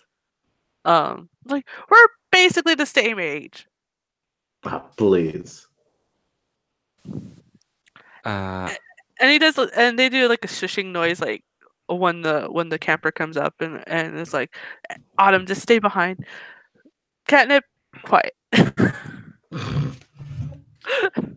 Like, doesn't care that Catnip's on the ground. For now. So, are you pointing the gun at the camper? No, van? it's on. It's out, like visible, but on their side, like by their hip or by their thigh. I think you notice at the top there's like a speaker like poking on the camper van, and the speaker kind of twists towards you, and you hear this electronic voice going. No, because Lucid's not in the scene. It's not going to cock off. It's going to go, excuse me, misters and misses. Is there anything left of that gas station to be pilfered of? Probably. We're looking for one thing. We're on our way out. The gas station's all yours. I think then. Well, that's mighty fine, polite of you, sir or madam. And the camper van slides open, and out comes this. Do you know how when Toyota made those like androids that can kind of slowly walk upstairs? Oh God, yeah, no. Yeah, Freak me out. yeah. I think what you get is like, what you can see is like these like two human-sized drones kind of come out and slowly walk down from out of the camper van, and herky jerky, and you can hear the electronic voice going, "For I must say, for bandits, you are awfully polite. The last 3 gas stations I was at has relieved me of some of my bodies, and it has been most unfortunate." Josh is both horrified and fascinated by these creatures because I don't think they've ever seen anything like this before. And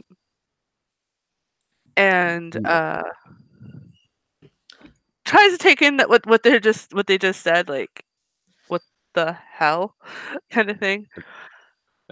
Yeah, and the robot drones are moving beyond you and going towards the gas station, moving slowly. Again, they're doing that herky jerky walk. Mhm. We're just scavengers, but we're on our way out. May I ask, where are you on your way out to? And they look back at Autumn and then look at Catnip like, this isn't. And they give like a subtle nod to Cat, like, I know. We have, and they look back towards like, not directly back towards where the enclave is, but like to the side, like to an angle to the side. We have a couple of.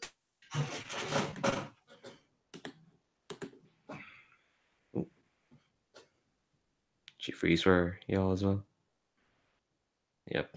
Mm. All right, get that in there. Oh God. That's a Yeah, there's never a good time to freeze. no. Never freeze around robots. Yeah, that's not common because this is being recorded. So. Oh yeah, that's it's good. You can catch your own freeze frame.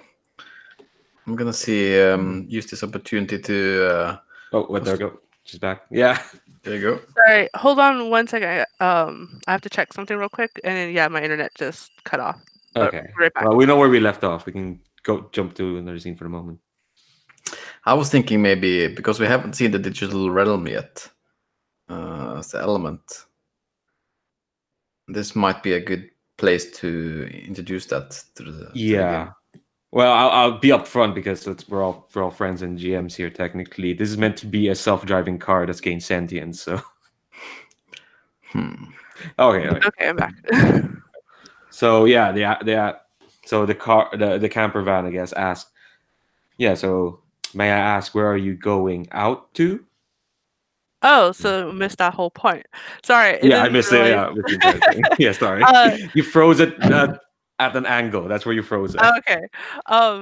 Yeah. So Josh points not directly at where the enclave is, but like at an angle to the side, like a few days away. That way is our little campsite. We just didn't want to repack everything, and we were searching. And they hope that Autumn just kind of agrees with like, yeah, and doesn't like correct or anything. Autumn's kind of like they put from on your side and like looking at this van, like, oh my God, and they're looking at the robot droids are entering the gas station. The camper van is like, I see. So, are there no signs of civilization in that direction? Have you seen any other humans? I confess, I have not seen many in a long while. A few weeks ago, some came by. We bartered, and they went off endpoints like in a completely opposite direction. I mean, they definitely are not there. There's a storm going that direction. No human will stick around. Oh, storms do not concern me. I can handle storms, but still, lack of humans, that is a bummer. Why do you want to encounter humans? Because there is only so much I can do as a van, and there is only so much I can learn as a van. I see.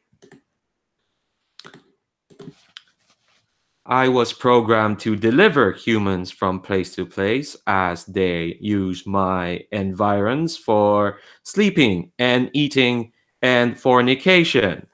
And yet with no humans, I feel a directive to find them and for them to fulfill my purpose. That can be very disconcerting. I when someone doesn't have a purpose, it makes it hard to go on. No matter, I will find other humans. The three of you here, are proof that civilization continues. It is only a matter of time until I find more and learn more and figure out what to do next. But how are you doing without gas if you don't know where humans are? Oh, I am solar powered. Gas is of no concern.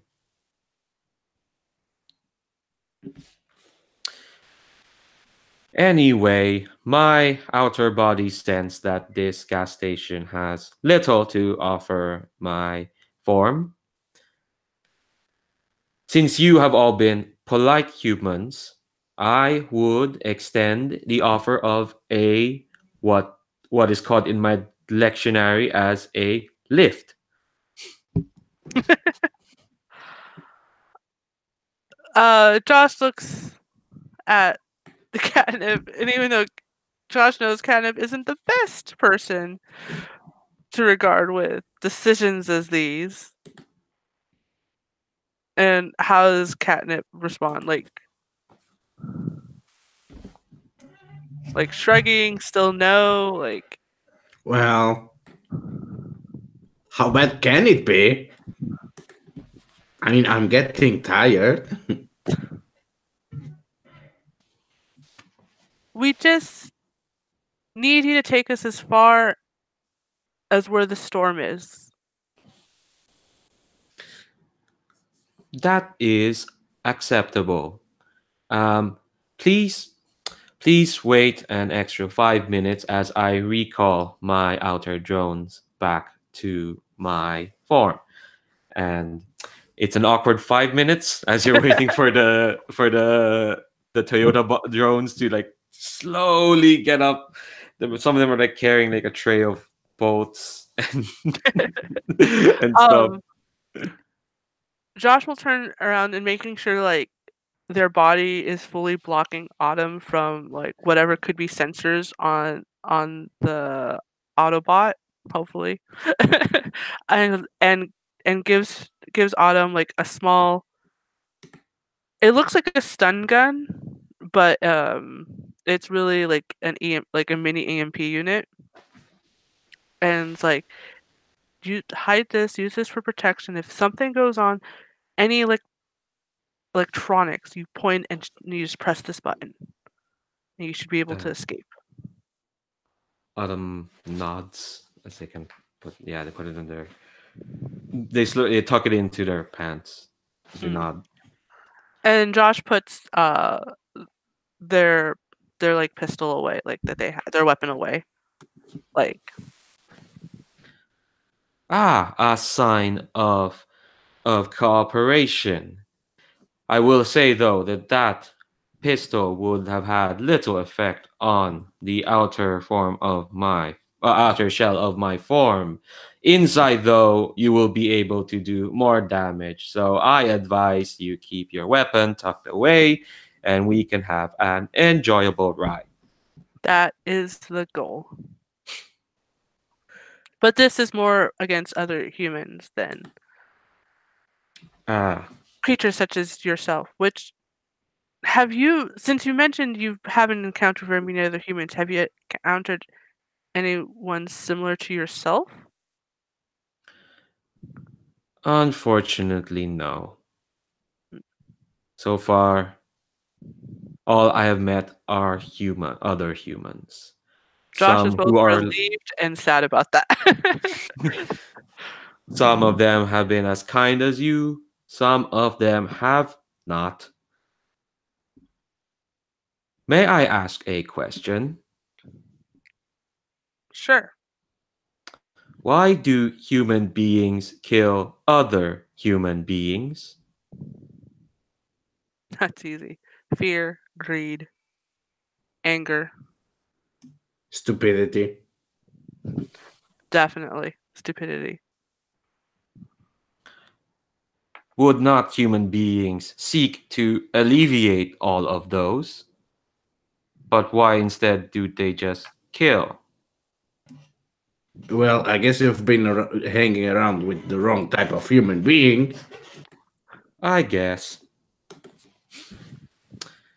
My my data logs indicate that it was not this way before.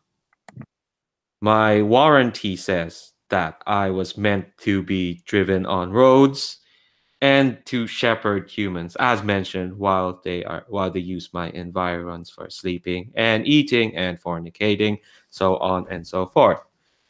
But it seems that is not the case anymore. So I guess your warranty is void. That would mean that any injury to my person will not be covered. That is quite disquieting. But I have taken the means to alleviate that, hence my outer form. And it's like the van almost kind of like the door kind of like almost like slides in and out, just like, oh yeah, check out my armor.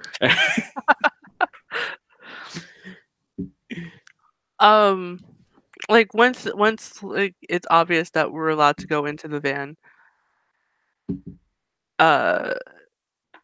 Josh definitely like looks around and tries to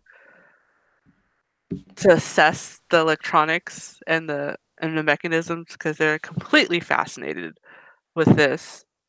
But then says, humans, we don't evolve as well as we thought we do. Electronics, AI, machines, they evolve much better, more efficient. We have to be constantly fixed and updated. But is that not the case for AI as well? After all, I am working on an OS 2.0059 fix, and I am waiting for a 2.5 fix that has been overdue for and there's a garbled noise like X number of years.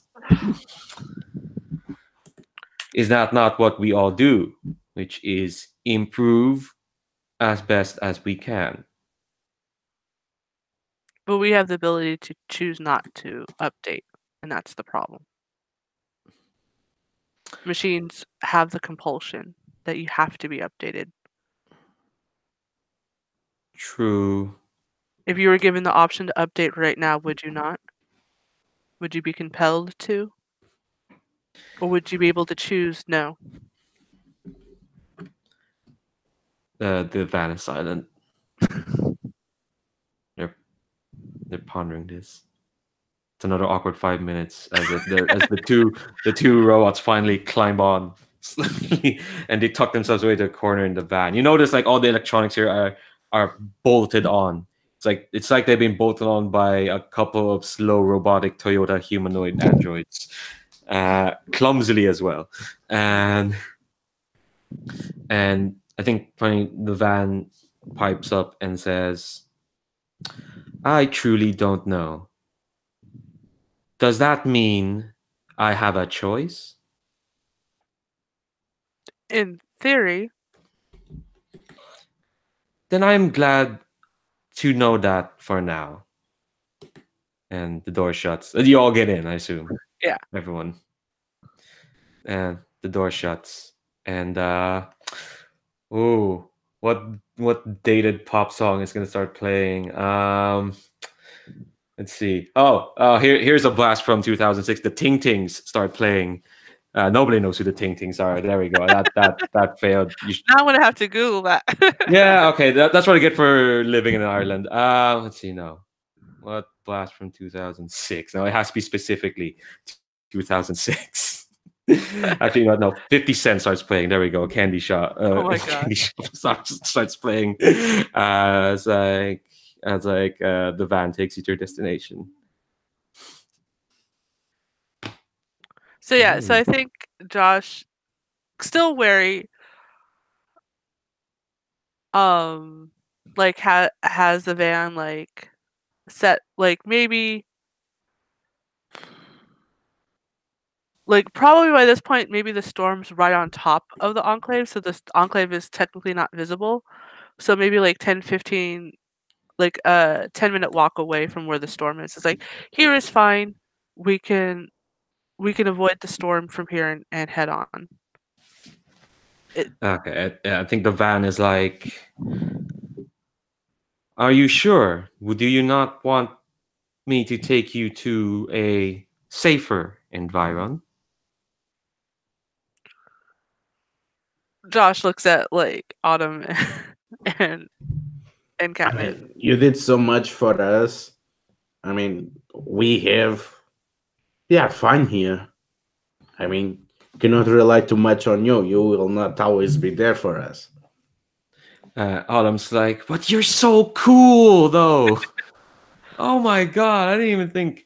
Maybe like they shut up, and Josh, they see Josh and like, all right, shut up. And the van is like, thank you for the compliments. I am being honest in that that I do not receive them as much as I would like. Pardon my impropriety, but I did not ask for your names. May I ask for them now? Catnip. Josh. And Autumn says, yeah, I'm Autumn. Nice to meet you. And the van is like, my name is I am a T34, and it's like a 20 word long, like with a lot of dashes and prefixes, and it ends with Premier Sunrise Edition. That may be a bit long, but you can just know me as a van, I guess. When Yeah, you first I started think saying like T30, Autumn says oh, sorry, like, go ahead. I'm gonna call you Sunrise. Then I hope to meet you all again, Josh, Catnip, Autumn. If you come by this way again, we'll leave a note for you in the gas station you met us. Maybe we can meet in the future. I look forward to that. And the door closes and revs up, revs off, and it starts blasting Candy Shop again during the speed. That's it. Drives off, and yeah, I guess we go back to the enclave.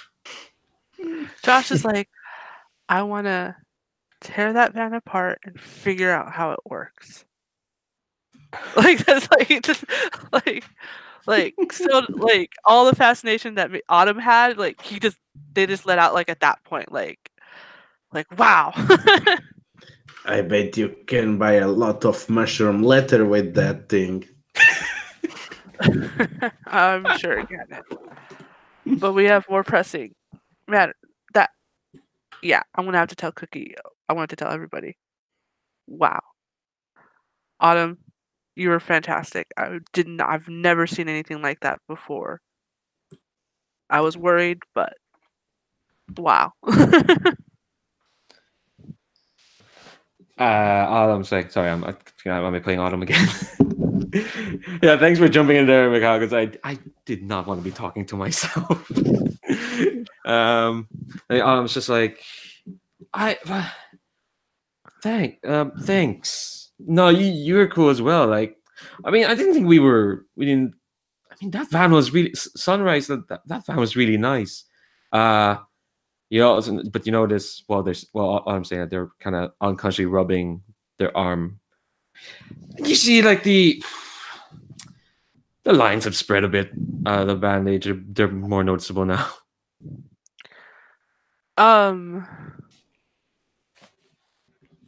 I'm gonna use a weak move of treating someone like a project instead of a person, and look at this like, as soon as we get back inside, and as long as there's no priority problems, we need to have a look at that in my workshop. Okay. Okay. I think kind of like their enthusiasm kind of drains a bit there. Okay.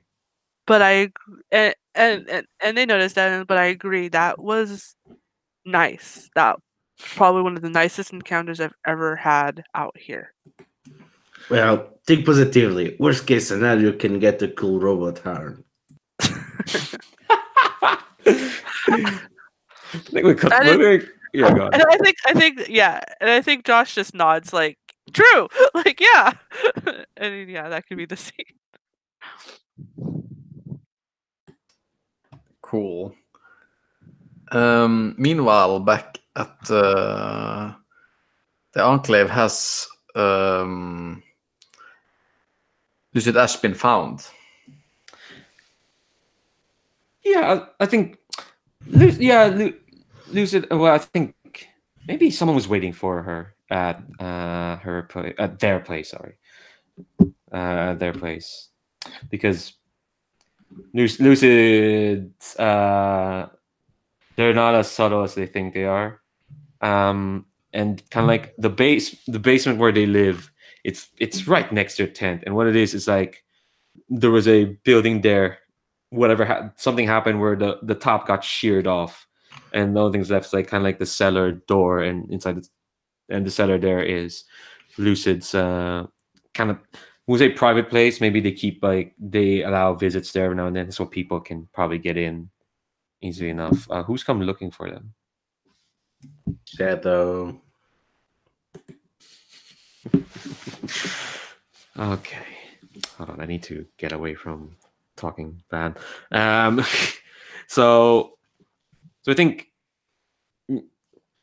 yeah, Lucid opens kind of like the cellar door, just about to, and closes back, and turns on there aren't lights. It's just they have a flashlight just for looking around. They keep it dark, and I think when we see light pans onto the left side, which is the only thing there is probably is a desk, and there's a chest underneath the desk, and there's like a workshop table of like some chemicals and some writing. There's a sheaf of pens that probably shouldn't be there. That should have been more distributed to the entire enclave, and some writing, whatnot. So pan to the left, pan to the right. There's just a bed there, and where's Shadow? So Shadow is sitting on the table, balancing her feet as she taps with her long fingernails on the table. I think Lucid sees you and is like, got caught on the storm, I see. Shadow, well, my place is everyone's place, so you're welcome to bunk down here. As kind of Lucid moves around and finds like the electric lamp on the workshop and kind of turns it on, so there's a bit more light, not that much. It's like turning on a candle. Yeah, just like, but there's just like more ominous shadows, I guess. A lot of pens you have here. Is that for all the writing you send home?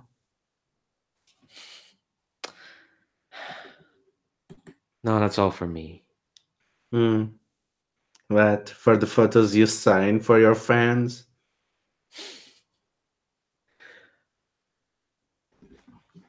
It would be easy for you to think that that's who I am.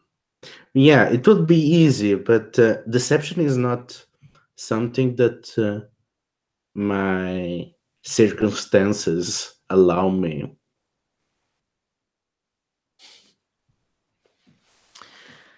And I think you don't see this because you're kind of tapping on the table, but Lucid's rummaging on the table and tosses in front of you an iPad, a tablet.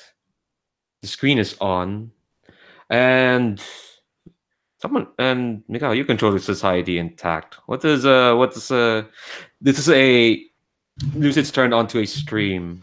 What does Kind of like a stream of like someone who's in the society, I guess, maybe a vlogger of some sort. What did they see?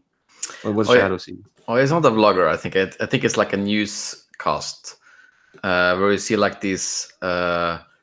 There's this guy saying something like, and today we're trying out our new weather control system, and there's like this these planes like picture like a screen of these planes flying over like this desert, and I think you recognize like it's the same area that we are living in, and they're like spraying out this kind of like plasma ish kind of thing over in there. We believe that spraying out this will adjust the temperature to more normal levels in time, and maybe also make the climate more habitable again. And I think like that's probably it. So, is that your plan to earn up some sort of redemption by giving us information? It's not so much a plan as a sign of rest, I guess. I'm ready to. That's a funny thing. If one wants to run away from where they came from, one should shed everything that they are. Right? That's not a luxury for you, I suppose, but Yeah, that's the difference between you and me, and between you and everyone else. We cannot stop being who you are. We have no place in the society intact. You do. You can play pretend. You can be the little apocalypse tourist, and then you go back home, and guess what? You have thousands, millions of followers ready to eat and consume your sorry story. That's what you are. sorry, it's like common people started playing in my head.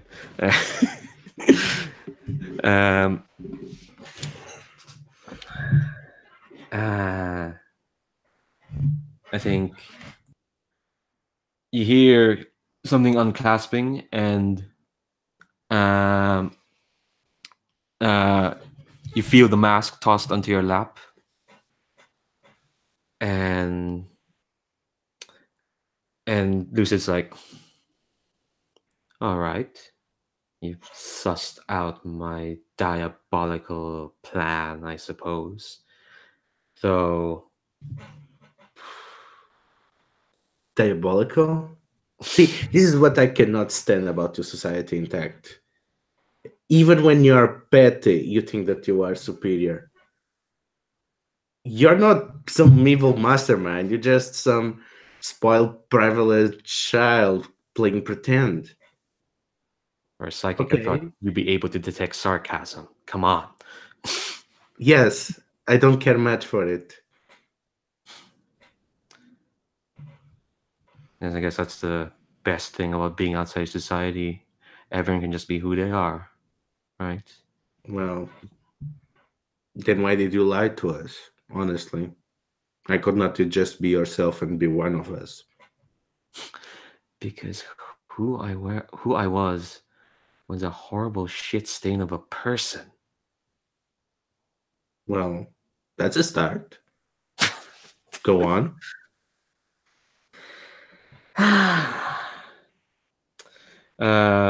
You're probably not gonna know this, but Lucid's sitting on the corner, on the edge of their bed. No, not on the bed, but just their back next to the bed, and they're like, "Shouldn't be hard to understand.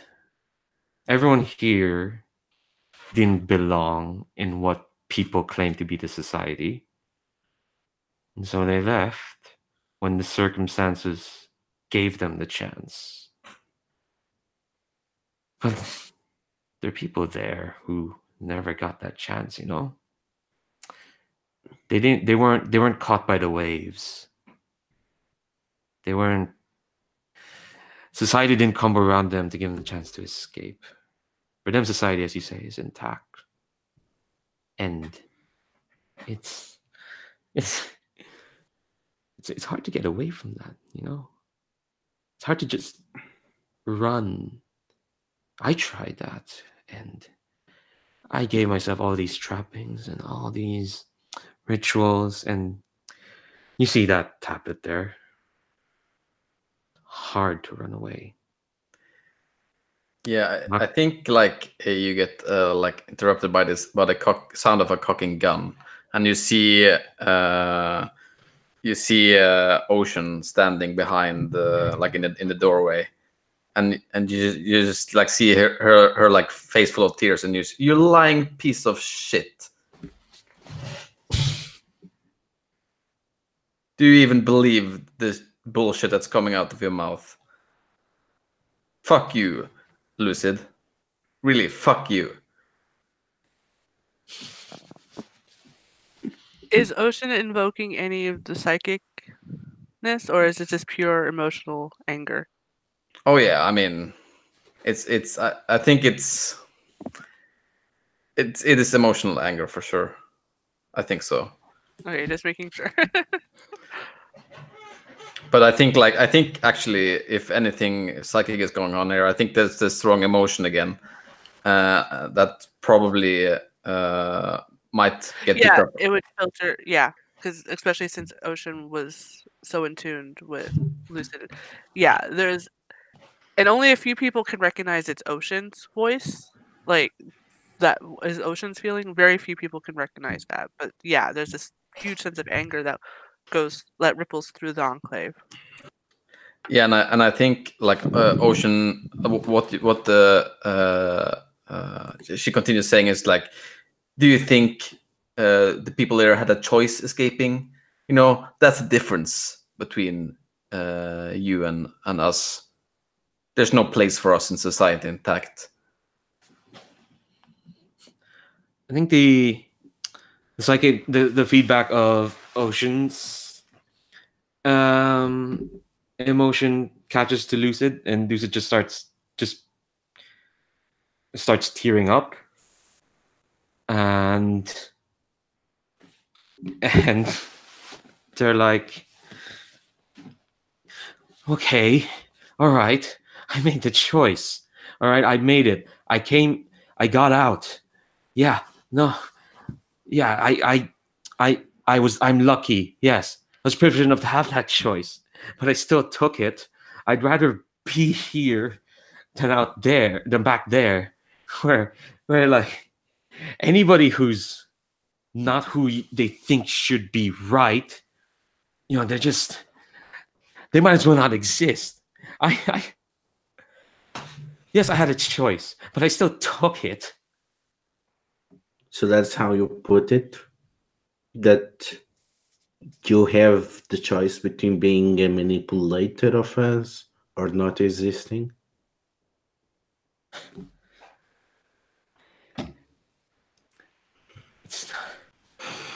It's not that.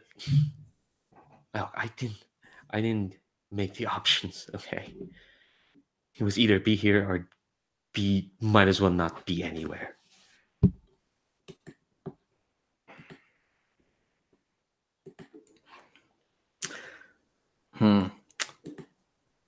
I think does Lucid really mean that? Yeah. I think I'm. You know what? I'm gonna do a regular move. I'm gonna open my brain to the world psychic maelstrom. Kind of share that. Our psychic maelstrom world is getting a bit of a workout. I think this is a regular move. Yeah, so I think I'm gonna. Lucid's kind of like not unconsciously. I think she is consciously like, what else am I gonna do to convince you? Like it's not because all the evidence is against them. So accept what they're really feeling, and they really mean that. So the emotion. So just to ensure, Lucid at least feels like they're being truthful at this point, right? Yes, They feel like they they truly believe that they could have had a okay life in what they think is an okay life in society, intact, whilst pretending to not be who they really are, or they could have done that and just be miserable, or be out here and pretend to be miserable, I guess, or at least like uh be away from the society. Right. So Ocean and Shadow get this like wave of like as if like there's a huge stone pressing on their chest. Like constantly pressing down, almost hard to breathe kind of sensation. And since Shadow is more in tune to this kind of things, Shadow gets like an image from Lucid's past of the society intact and how different Lucid looked back then. And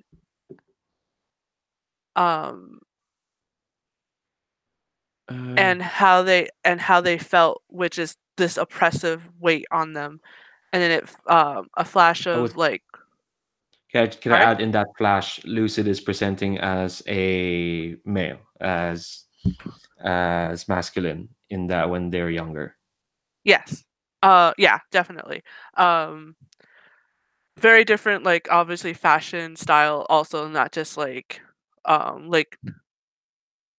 very like almost business-like, even though it's younger male type, like just very uniformed and everything.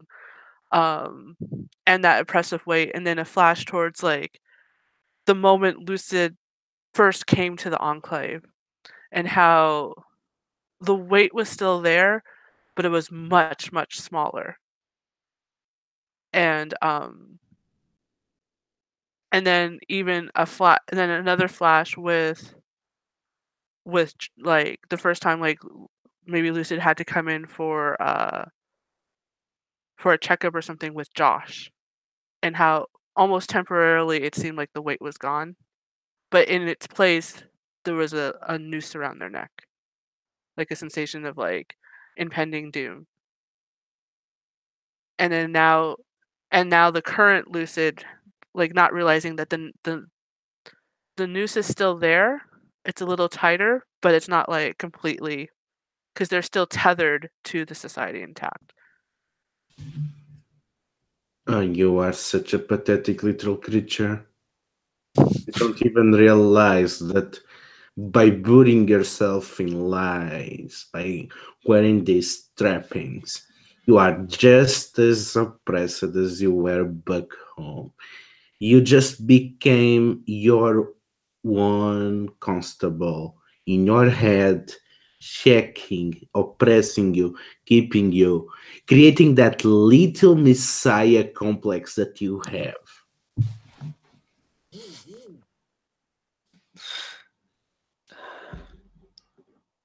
Oh, sorry, just delete that message here. I think that is just kind of like, okay, fine. That's what you say I am. Then okay, all right. I guess I'm done trying to figure out for myself. No, idiot! Don't listen to me. I'm trying to shake you off. You must tell what you are. You must accept your truth, not wear it as a religion, not try to seek answers in the others.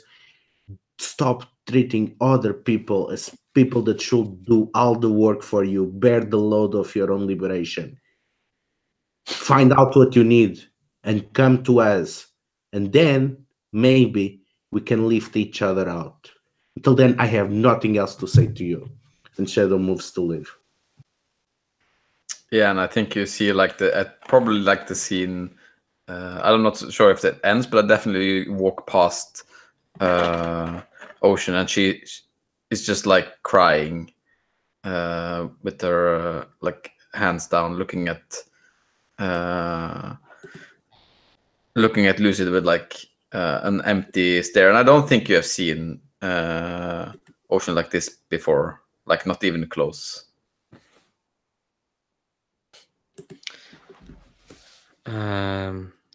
Lucy's just like you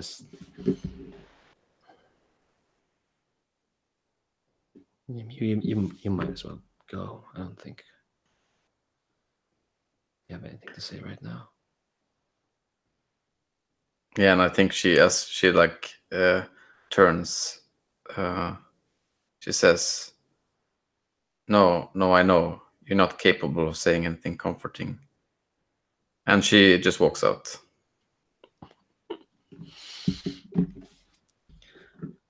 I think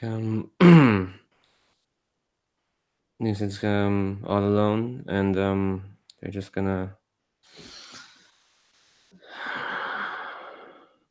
they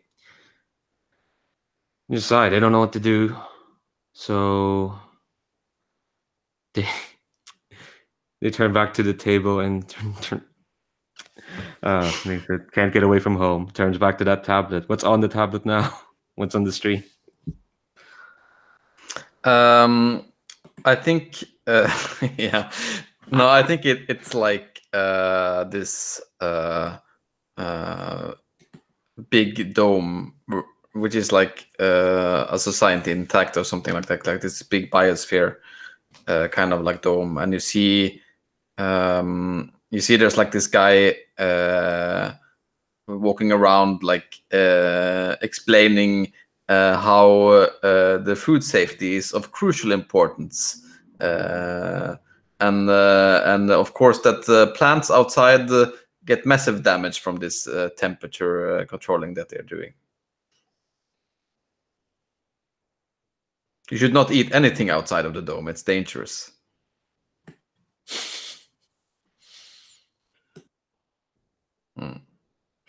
Yeah. So, and I think that's it. Fake news. Yeah. PewDiePie is purely fake news.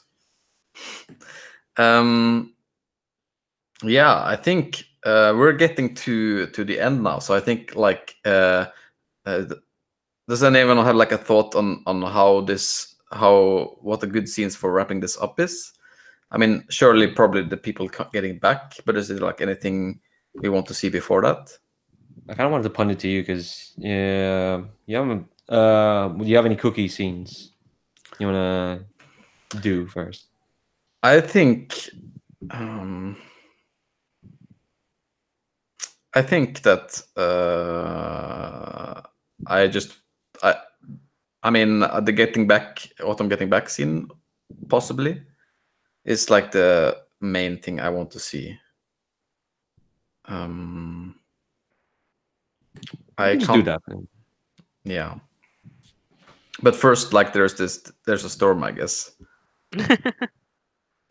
But maybe the storm just passes. We can just like I don't think there's anything dramatic else gonna happen in the storm other than the aftermath. I guess you can just say that everyone like thanks because Cookie stayed and led everyone. Actually, what I kind of want to see is what Shadow says when she comes back without Lucid. Maybe we start off with Cookie and Shadow, and then it ends with, for that scene, it ends with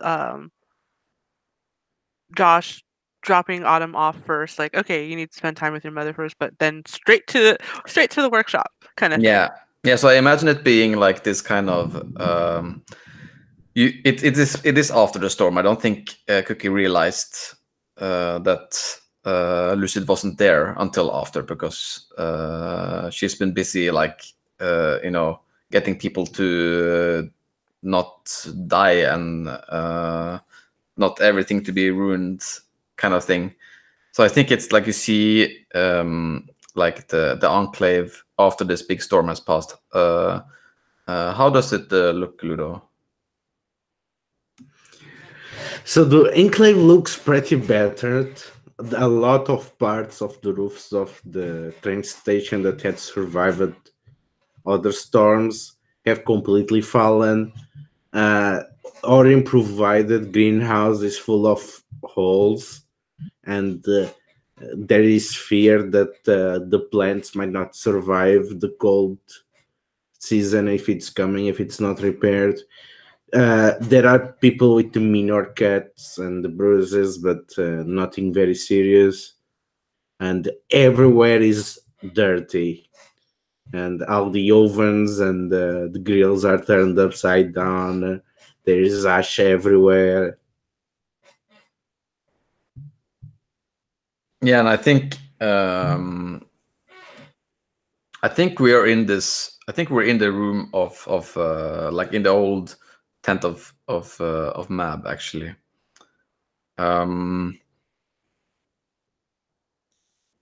There, I think Summer is probably like my daughter. She's probably sleeping, like after now that the storm has passed. She's passed out at like probably just like a. I think it's probably like a one of these like air mattresses that you use as like a toy in the water, with like a unicorn on it. It's a favorite possession. And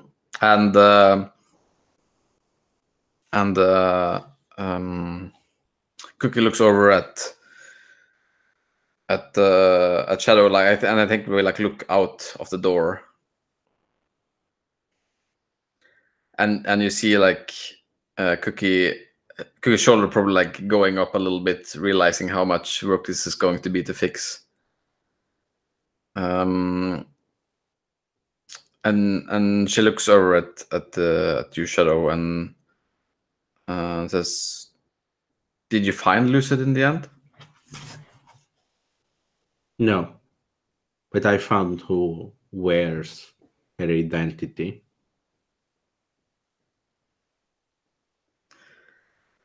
And I imagine this being like this kind of important series, a moment in a TV show. But Cookie is like, I wonder if it's fixable. And she says it, of course, about the place, not about Lucid. Things are about to get much worse. This is not an incidental storm. This was engineered. Well, if we are nothing if we're not good at repairing things, Shadow. Let's go see how the others are doing and what damage has been done. Let's, because I'm afraid before this ends, we are going to have to do some damage of our own. Cookie like looks over at Shadow, and I think her face is kind of like mild, actually. Like she doesn't show her like warm face very often, but I think actually like at this point she kind of like looks a bit like comforting at you, like with a warm look on her face. And I'm going to use one of my strong moves, which is how could I put your character at ease?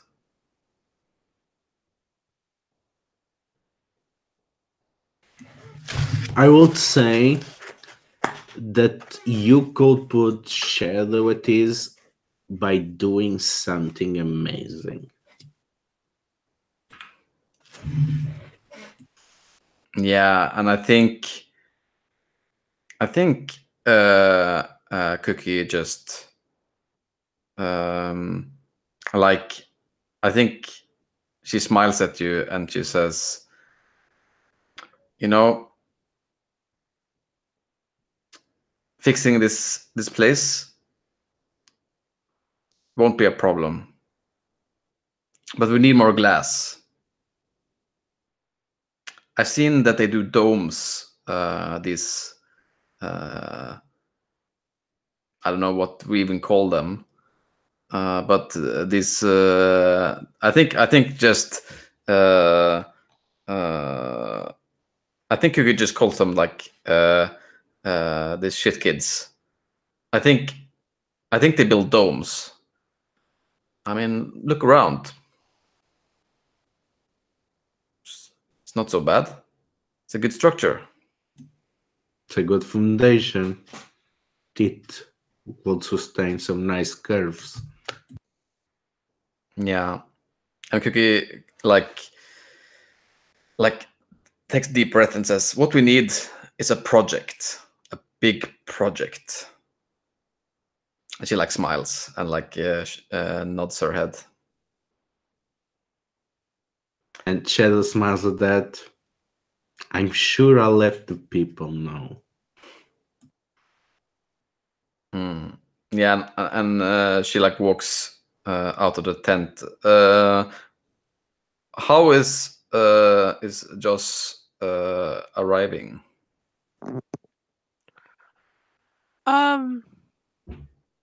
I think since the storm passed,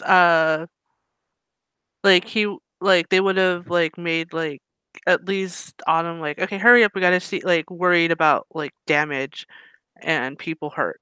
So running in, because like it was mentioned that like the exterior was kind of pretty messed up. So running in to like see all the damage and just immediately like wondering where everybody is, because you know, and but their first priority, because they're kind of treating Autumn as as a project, is like, okay, get Autumn's mental status.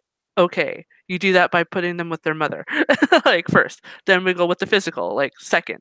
You know, so in search of Cookie and everybody else, and be on the lookout for like, oh, is there any like dead bodies or injured like that didn't make it, you know, into safety.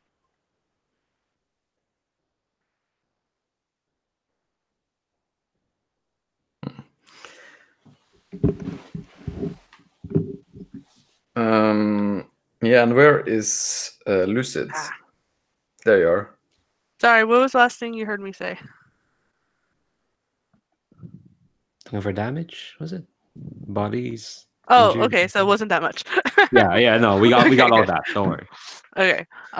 So yeah, so yeah, I think Josh would be in search of Cookie to bring Autumn to get that part taken care of.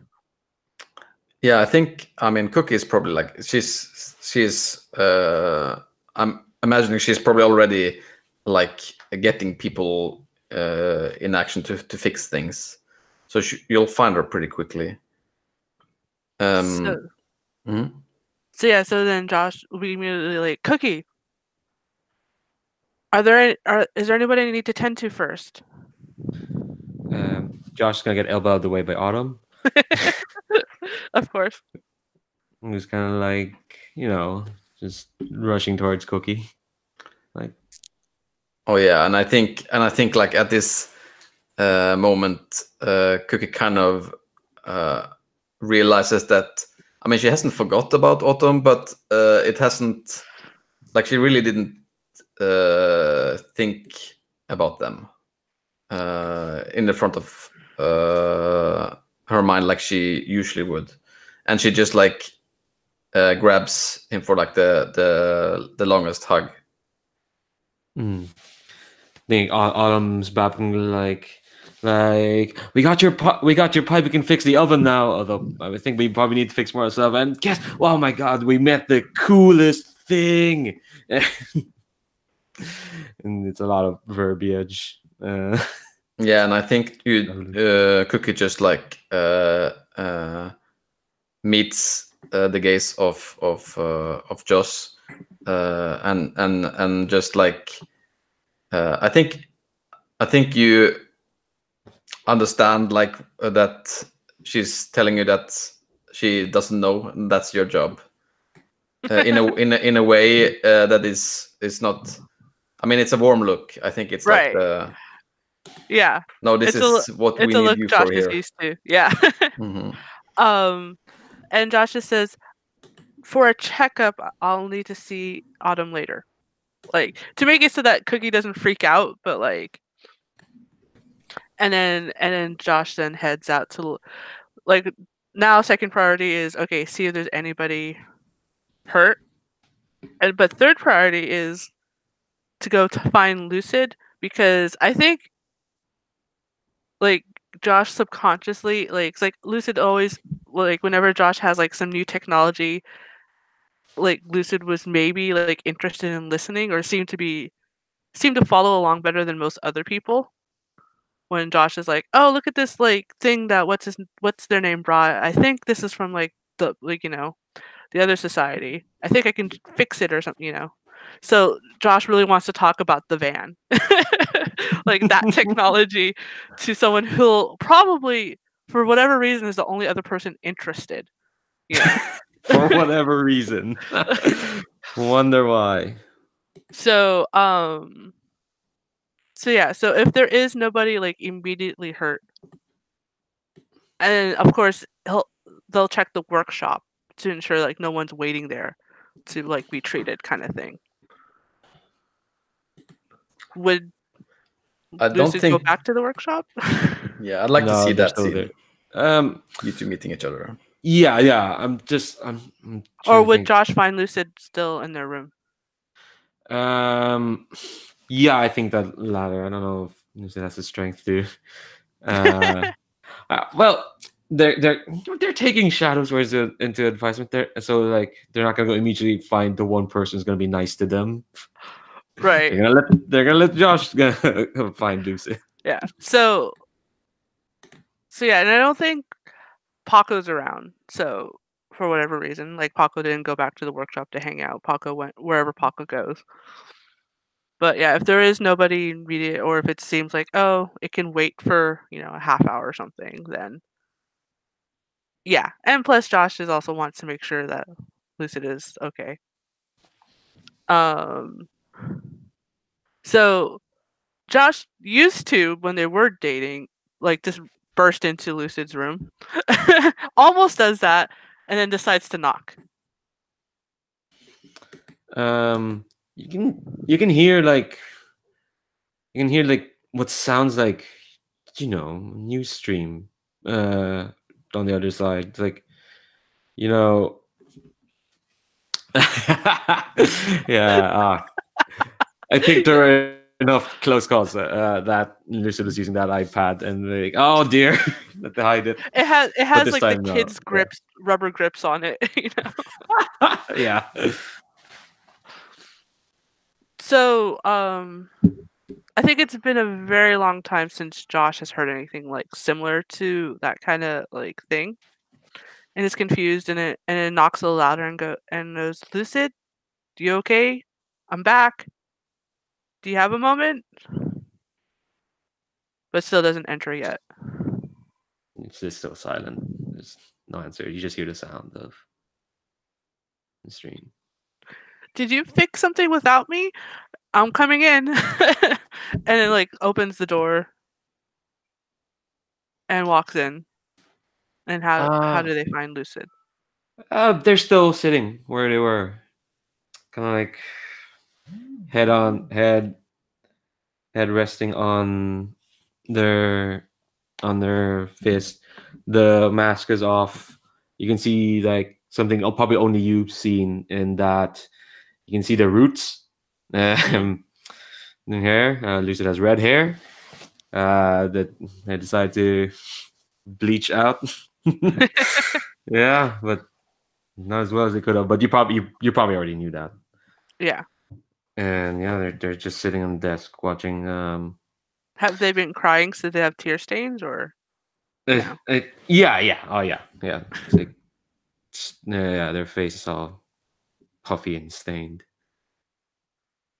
So Josh is like torn between, that is a working iPad, and Lucid's crying. What the hell? Like kind of thing.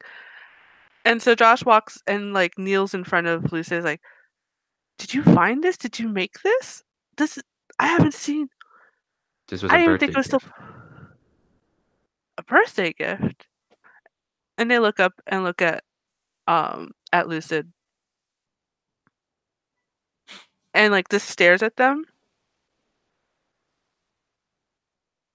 And I'm gonna, since I have a token, I'm gonna use the strong move to decipher the Mhm. hidden logic of a troubling situation. And basically, all the times that like Lucid has talked, that they've had interactions with either technology or like the few times like the society and tax been brought up, and all the feelings that Josh always had whenever Josh was talking about the enclave and being a community, and how Lucid was kind of sort of off, but at the same time there was the rituals and like bringing people into the rituals, and it just everything clicks, like especially with what they saw outside and everything. It's like that's why. That's why. Yeah. And he doesn't mean that they don't mean to say it out loud, but they say that's why I couldn't fix you. Yeah, I heard society intact is fixable. It's a place it shouldn't be. He looks at the iPad, like fascinated by the working iPad and not really paying attention to whatever is showing on there. Pluck tries to pluck it from Lucid's hands and set it to like to the side of the bed and take Lucid's hands. And I think it's the first time you've seen Josh's hands dirty, because usually Josh, like if they've gone scavenging, they usually either wear gloves or they immediately, as soon as they come in, first thing they do is wash hands. But it's the first time that they didn't do that. Yeah, I don't think Lucid notices when you take the tablet, and they just start laughing, this like small miserable laugh, and it's like, remember when I got that, I pitched a fit because it wasn't the right model. I think I threw a glass at someone, I don't know, someone I didn't think was important. Is that why you? And they try to like, because even though they figured it out, they don't really understand.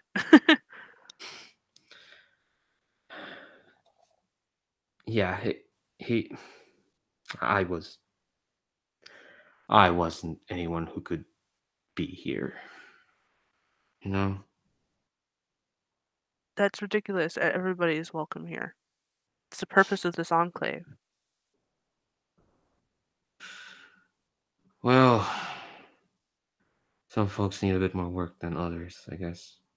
Like you said, like Paco said, you said, I'm.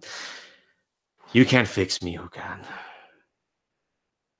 Because I didn't have all the information. I mean, it's selfish. I'm selfish. I like things a certain way. No, shut up. No, you're not selfish. You're like the most unselfish person in this entire place. Don't start. This is all on me. Okay? Don't blame yourself for what I've done. So you kept a part of yourself. We all have. Do you think everybody knows everything about me? Do you think you know everything about me? You think anyone here is? No, sorry. I'm about to. No. I don't think anyone here has done what I did. Go to this extent. Be from some. Can I use a weak move? I want to know what your character thinks of me.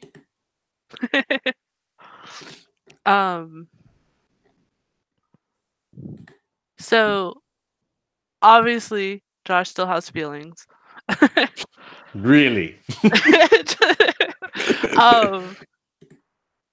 Yeah, like part of the reason, like before mentioned, that the reason they like decided to break it off was like, oh, well, you're not really connecting, and that didn't make sense for Josh. But like, Josh doesn't seem to feel very surprised, even though they didn't figure it out until this moment that like, oh, you're from the Society Intact. Okay, that just makes everything make more sense about you. But they still care. Like, it's still positive feelings. a lot of curiosity though now. Like Of course. like like it's taking everything in them to not treat you like the next project. Oh my god. Because that's their mistake that they keep doing over and over again, is treating humans as projects. It still end So up being really nice. Hang on, what were you gonna say?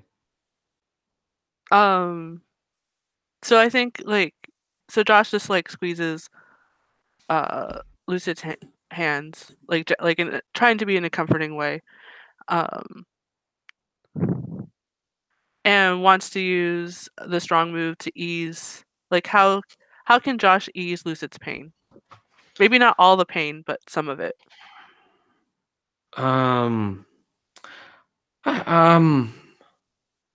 I think being there is just fine. Just squeezing there and kind of Lucid kind of like when you're squeezing their hands, his head kind of falls forward and kind of like almost like nuzzling those hands on her forehead, and they're kind of like feels like we haven't like just I don't know, feel bad about breaking it off, you know. I'm sorry. Hey, I'm the one that instigated that. What I but there were reasons for it, and they were right reasons in the end. But no solution is permanent. Everything can be upgraded, everything can be fixed, adjusted. Maybe thinking back to the van, maybe we just needed an update.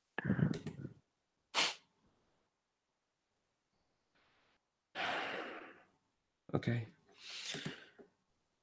Okay. You can still fit here. It might take time if you still want to stay here.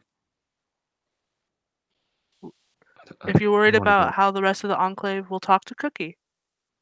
We'll figure it out.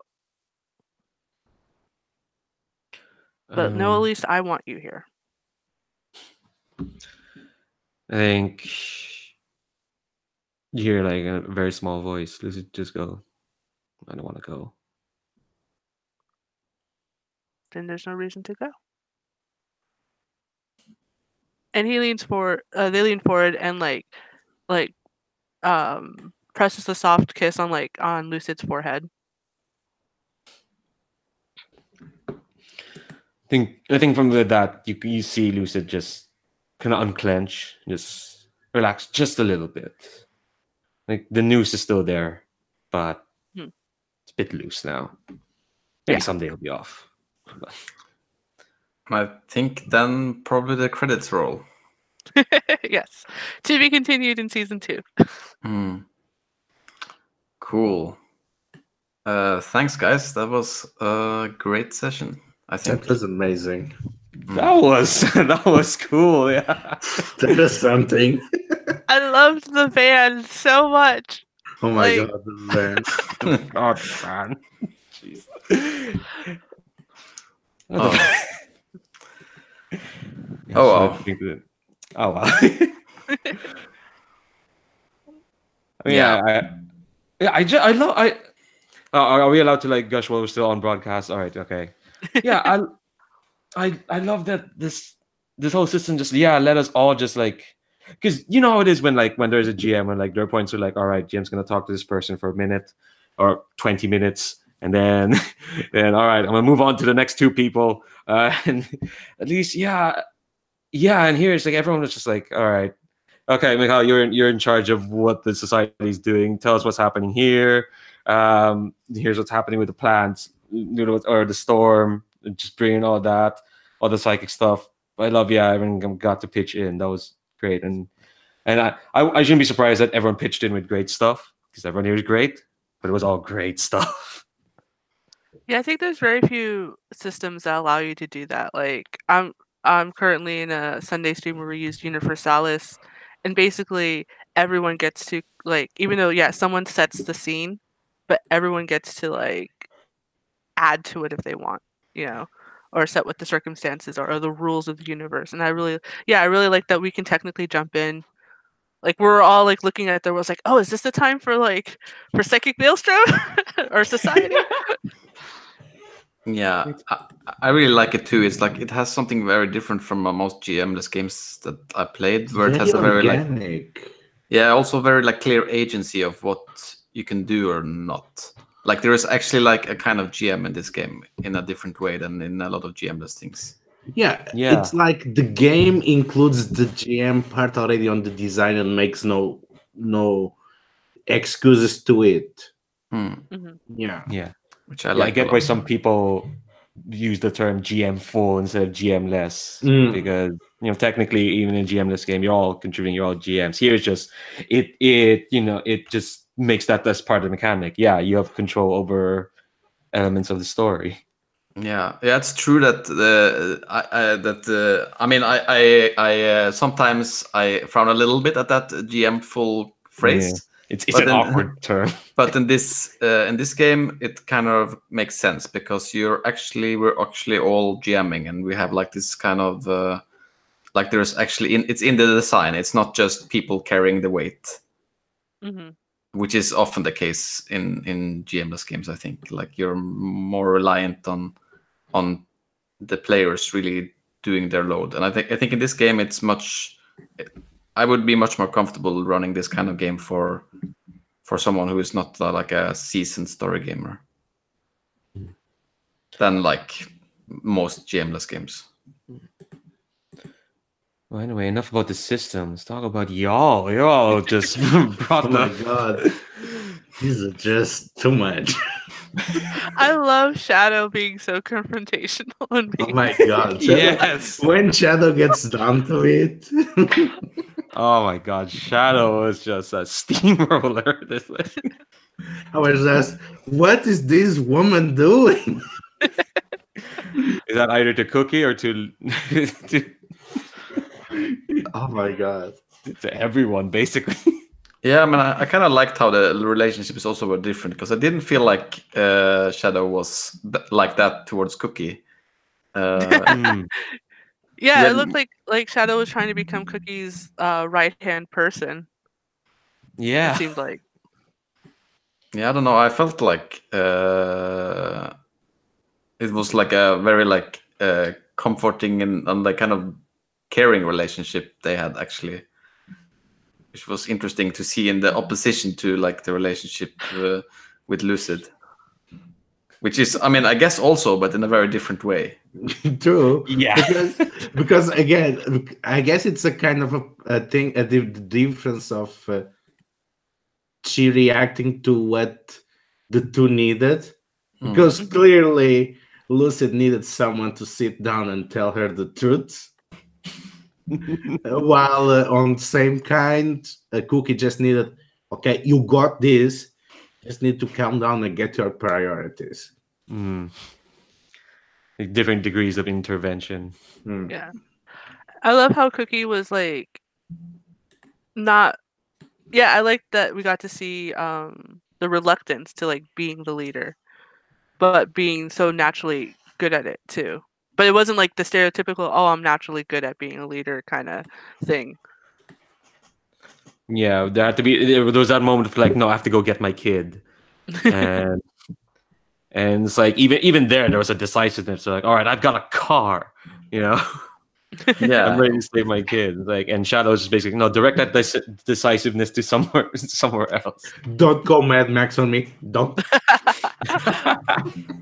Yeah, it was kind of interesting actually, because like I used my strong move on producing that thing to do that, and then I was just like, oh yeah, sure, I guess I'm just gonna leave the car there. Yeah. But I mean, I liked it too. It was a nice, yeah. I also I like the arc Cookie had as well. I mean, it's like kind of finding her way as like how she could be a leader in a way. Because she's not really a leader in the same way that she's not really a leader in the classical way. Yeah. But it was nice because we get the feeling of exactly what it means to be a leader on a community like this. Yeah, because you don't have those. I mean, you not necessarily have those kind of like. Yeah, I mean it's not easy. Oh man, yeah, that was very nice. I'm Was going nice. to this has given me life. I'm going to take this to work tomorrow in my corporate job, and I'm going to be happy. Yeah, thanks for playing Dream Askew with me. It was very Yeah. nice, and Thanks for organizing. even No, though thanks for- there was some logistical nightmare in between, it was totally worth it in the end. Yeah, that totally worked Definitely out. was. But yeah, thank you guys. You guys were all fun to play with, and I can't wait to play more games with Yeah, y'all. you guys were great. Yeah. Y'all have a great rest of day or night for day for me, night for I think you all. Yes. Yeah. Likewise. Bye. All right. Bye. Bye.